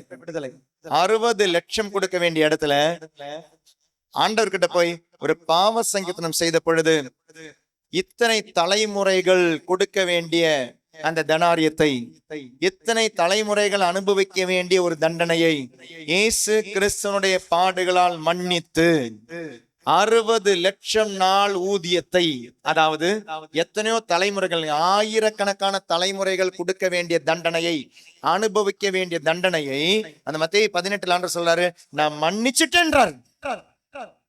நான் மன்னிச்சுட்டேன். எத்தனையோ தலைமுறைகள் அனுபவிக்க வேண்டிய 3-4 தலைமுறைக்கு அப்படி பயப்பட்டோமே பழைய ஏற்பாட்டுல. 3-4 தலைமுறை வரை நான் தண்டித்து தீர்ப்பேன் பயப்பட்டோம் இல்லையா? ஆண்டவர் சொல்றாரு, நான் இனி தண்டிக்க மாட்டேன். எல்லா தண்டனையும் வாங்கி எடுத்துட்டார் உன்னோட இயேசு கிறிஸ்து. எல்லாத்திற்குமான பரிகாரமாக மாறினார் இயேசு கிறிஸ்து. Right doing is not right living, right believing is right living. உன்னுடைய பிணைப்பு இனி உலகத்தோட உடலோடு அல்ல. இனி உன்னுடைய பிணைப்பு இருக்க வேண்டியது கிறிஸ்துவனோடும் அவருடைய சிலுவையோடும். பாவத்திலிருந்து சாபத்திலிருந்து விடுதலைக்கு it's not right doing but right believing in the right person will heal you, will deliver you. இயேசு கிறிஸ்துவனுடைய சிலுவை, அதனுடைய பாடுகள் உனக்கு விடுதலையை தரும். நம்பு. சரியான நம்பிக்கை சரியான விடுதலை, சரியான நம்பிக்கை சரியான ஆராதனை, சரியான ஆராதனை சரியான விடுதலை. நீ செய்ய வேண்டாம் எதையும். do not do anything but believe God will deliver you. வேலை இல்ல, கல்யாணம் இல்ல, குழந்தை இல்ல, பிரச்சனையா இருக்கு, குடும்ப பிரச்சனையா இருக்கு, பலவித பிரச்சனை இருக்குங்களா? டெலிவரன்ஸ் வேணுமா? Right believing, right adoration, right deliverance. ஆனா இவன் போய் என்ன பண்ண? வெளியே 100 தெனாரியம் 100 நாள் கூலி கிடைக்க வேண்டியவனை போய் கழுத்துல பிடிச்சான். நான் உன்னை மன்னிக்க மாட்டேன்னா ஆண்டவர் பண்ணாரு, தலைமுறையா நான் உன்னை மன்னிச்சேன்ல, நீ ஜெயிலுக்கு போ, உனக்கு அதான் இடம் நல்லது. எத்தனையோ தலைமுறை மன்னிக்க வேண்டிய அனைத்துமே நான் உனக்கு மன்னிச்சேன், தண்டித்து தீர்க்கவில்லை. ஆனா உனக்கு அதுல விருப்பம் இல்ல, நீ தண்டனை அனுபவிச்சே தீர்வென்ற, நீ வா. பாவம் செய்பவனுக்கு தண்டனை இருந்து விடுதலை இல்லை, பாவ சங்கீர்த்தனம் செய்பவனுக்கு தண்டனை இருந்து விடுதலை இருக்கு. நான் உன் மீது இரக்கம் காட்டியது போல உனக்கு அடுத்திருப்பவன் மீது இரக்கம் காட்டு. அப்ப கடைசியா நான் முடிக்கிறேன். இயேசு கிறிஸ்து மன்னித்தாரனால் மன்னிப்பதுதான் உனக்கு சாபத்தில் இருந்து விடுதலை. இயேசு கிறிஸ்து உன்னை விடுதலை செய்தார் என்றால் பிறரை விடுதலை கொடுப்பதுதான் உனக்கு சாபத்திலிருந்து விடுதலை. இங்கிருந்து எல்லாம் வாங்கிட்டு போயிட்டு வெளியே போகும்போது நான் யாருக்குமே கொடுக்க மாட்டேன் நீங்க வாழ்ந்தீங்கன்னா நீங்க கடவுளுடைய பிள்ளை கிடையாது. எத்தனையோ தலைமுறை அனுபவிக்க வேண்டிய அந்த விடுதலையை இன்னைக்கு நீங்க உங்களுடைய பாவத்தால தடை போடுறீங்க. எத்தனையோ தலைமுறை அனுபவிக்க வேண்டிய விடுதலை இன்னைக்கு உங்களுடைய பாவத்தால சுயநலத்தால நீங்க தடை போடுறீங்க. அன்பார்ந்தவர்களே, சோர்ஸை கிளீன் பண்ணுங்க, ரிசல்ட் கிளீன் ஆகும். சோர்ஸை கிளீன் பண்ணாம ரிசல்ட் கிளீன் ஆகாது. என்னதான் இந்த ஆசீர்வாதம் நீங்க இந்த உலகத்துல இருந்து வாங்குற ஆசீர்வாதம் நிலைக்காது. அதனால சோர்ஸை கிளீன் பண்ணுங்க, ரிசல்ட் தானா கிளீன் ஆகும், நீங்க தானா கிளீன் ஆவீங்க. இந்த எல்லா பாப சாப கட்டுகளை ஆண்டவரிடம் ஒப்பு கொடுத்து நேற்றும் ஒரு ஸ்டேட்டஸ் ஒரு வீடியோ போட்டு இந்த மதர் தெரேசா கிட்ட ஒருத்தவங்க வந்து கேட்டிருக்கிறாங்க. ஒரு ஃபாதர் ஒப்பி கேட்டிருக்கிறாரு, மதர் இந்த உலகத்திலே பெரிய ஒரு ஈவில் என்ன, பெரிய ஒரு சாபம் என்னன்னு கேட்டபோது மதர் தெரேசா சொன்ன ஒரு வார்த்தை, அவர் என்ன நினைச்சாருன்னா மதர் தெரேசா அபார்ஷனை பத்தி சொல்ல போறாங்க, மதர் தெரேசா வந்து இந்த வேற ஏதாவது சொல்ல போறாங்கன்னு நினைச்சாங்க. மதர் தெரேசா சொன்ன ஒரே ஒரு வார்த்தை என்ன தெரியுமா? ஆண்டவரை கையில வாங்குறதாங்க பெரிய சாபம் அப்படின்னாங்க. ஆண்டவரை நற்கரனை கையில வாங்குறது பெரிய சாபம், வாங்கவே மாட்டேன் அப்படின்னா. நற்கரனை கையில வாங்குறது. அதனால நான் கொஞ்சம் ஒரு போர்ஷன் தான் முடிச்சேன், நேரம் ஆயிடுச்சுனாலும் நிறுத்தி நம்ம திருப்பலிக்கு போறோம். அன்பார்ந்தவர்களே, சாபங்கள் வர வழி ஒன்னே ஒண்ணுதாங்க. கடவுளுக்கு விரோதியா இருந்து நீ என்ன சொன்னாலும், நீ என்ன செய்தாலும், நீ என்ன சிந்தித்தாலும் அது உன்னுடைய சாபமாக மாறும். ஆண்டவர் சபிக்க மாட்டார். நீ செய்யும் பாவங்கள் உன்னுடைய சாபமாக மாறி இருக்கலாம். உன்னுடைய மூதாதையர் செய்த பாவங்கள் உன்னுடைய சாபமாக மாறி இருக்கலாம். விடுதலை உண்டா? உண்டு. எங்குண்டு? சிலுவையில் உண்டு, கல்வாரியில் உண்டு. அந்த சிலுவை பலிக்கு, பாஸ்கா பலிக்கு கடந்து செல்லும்.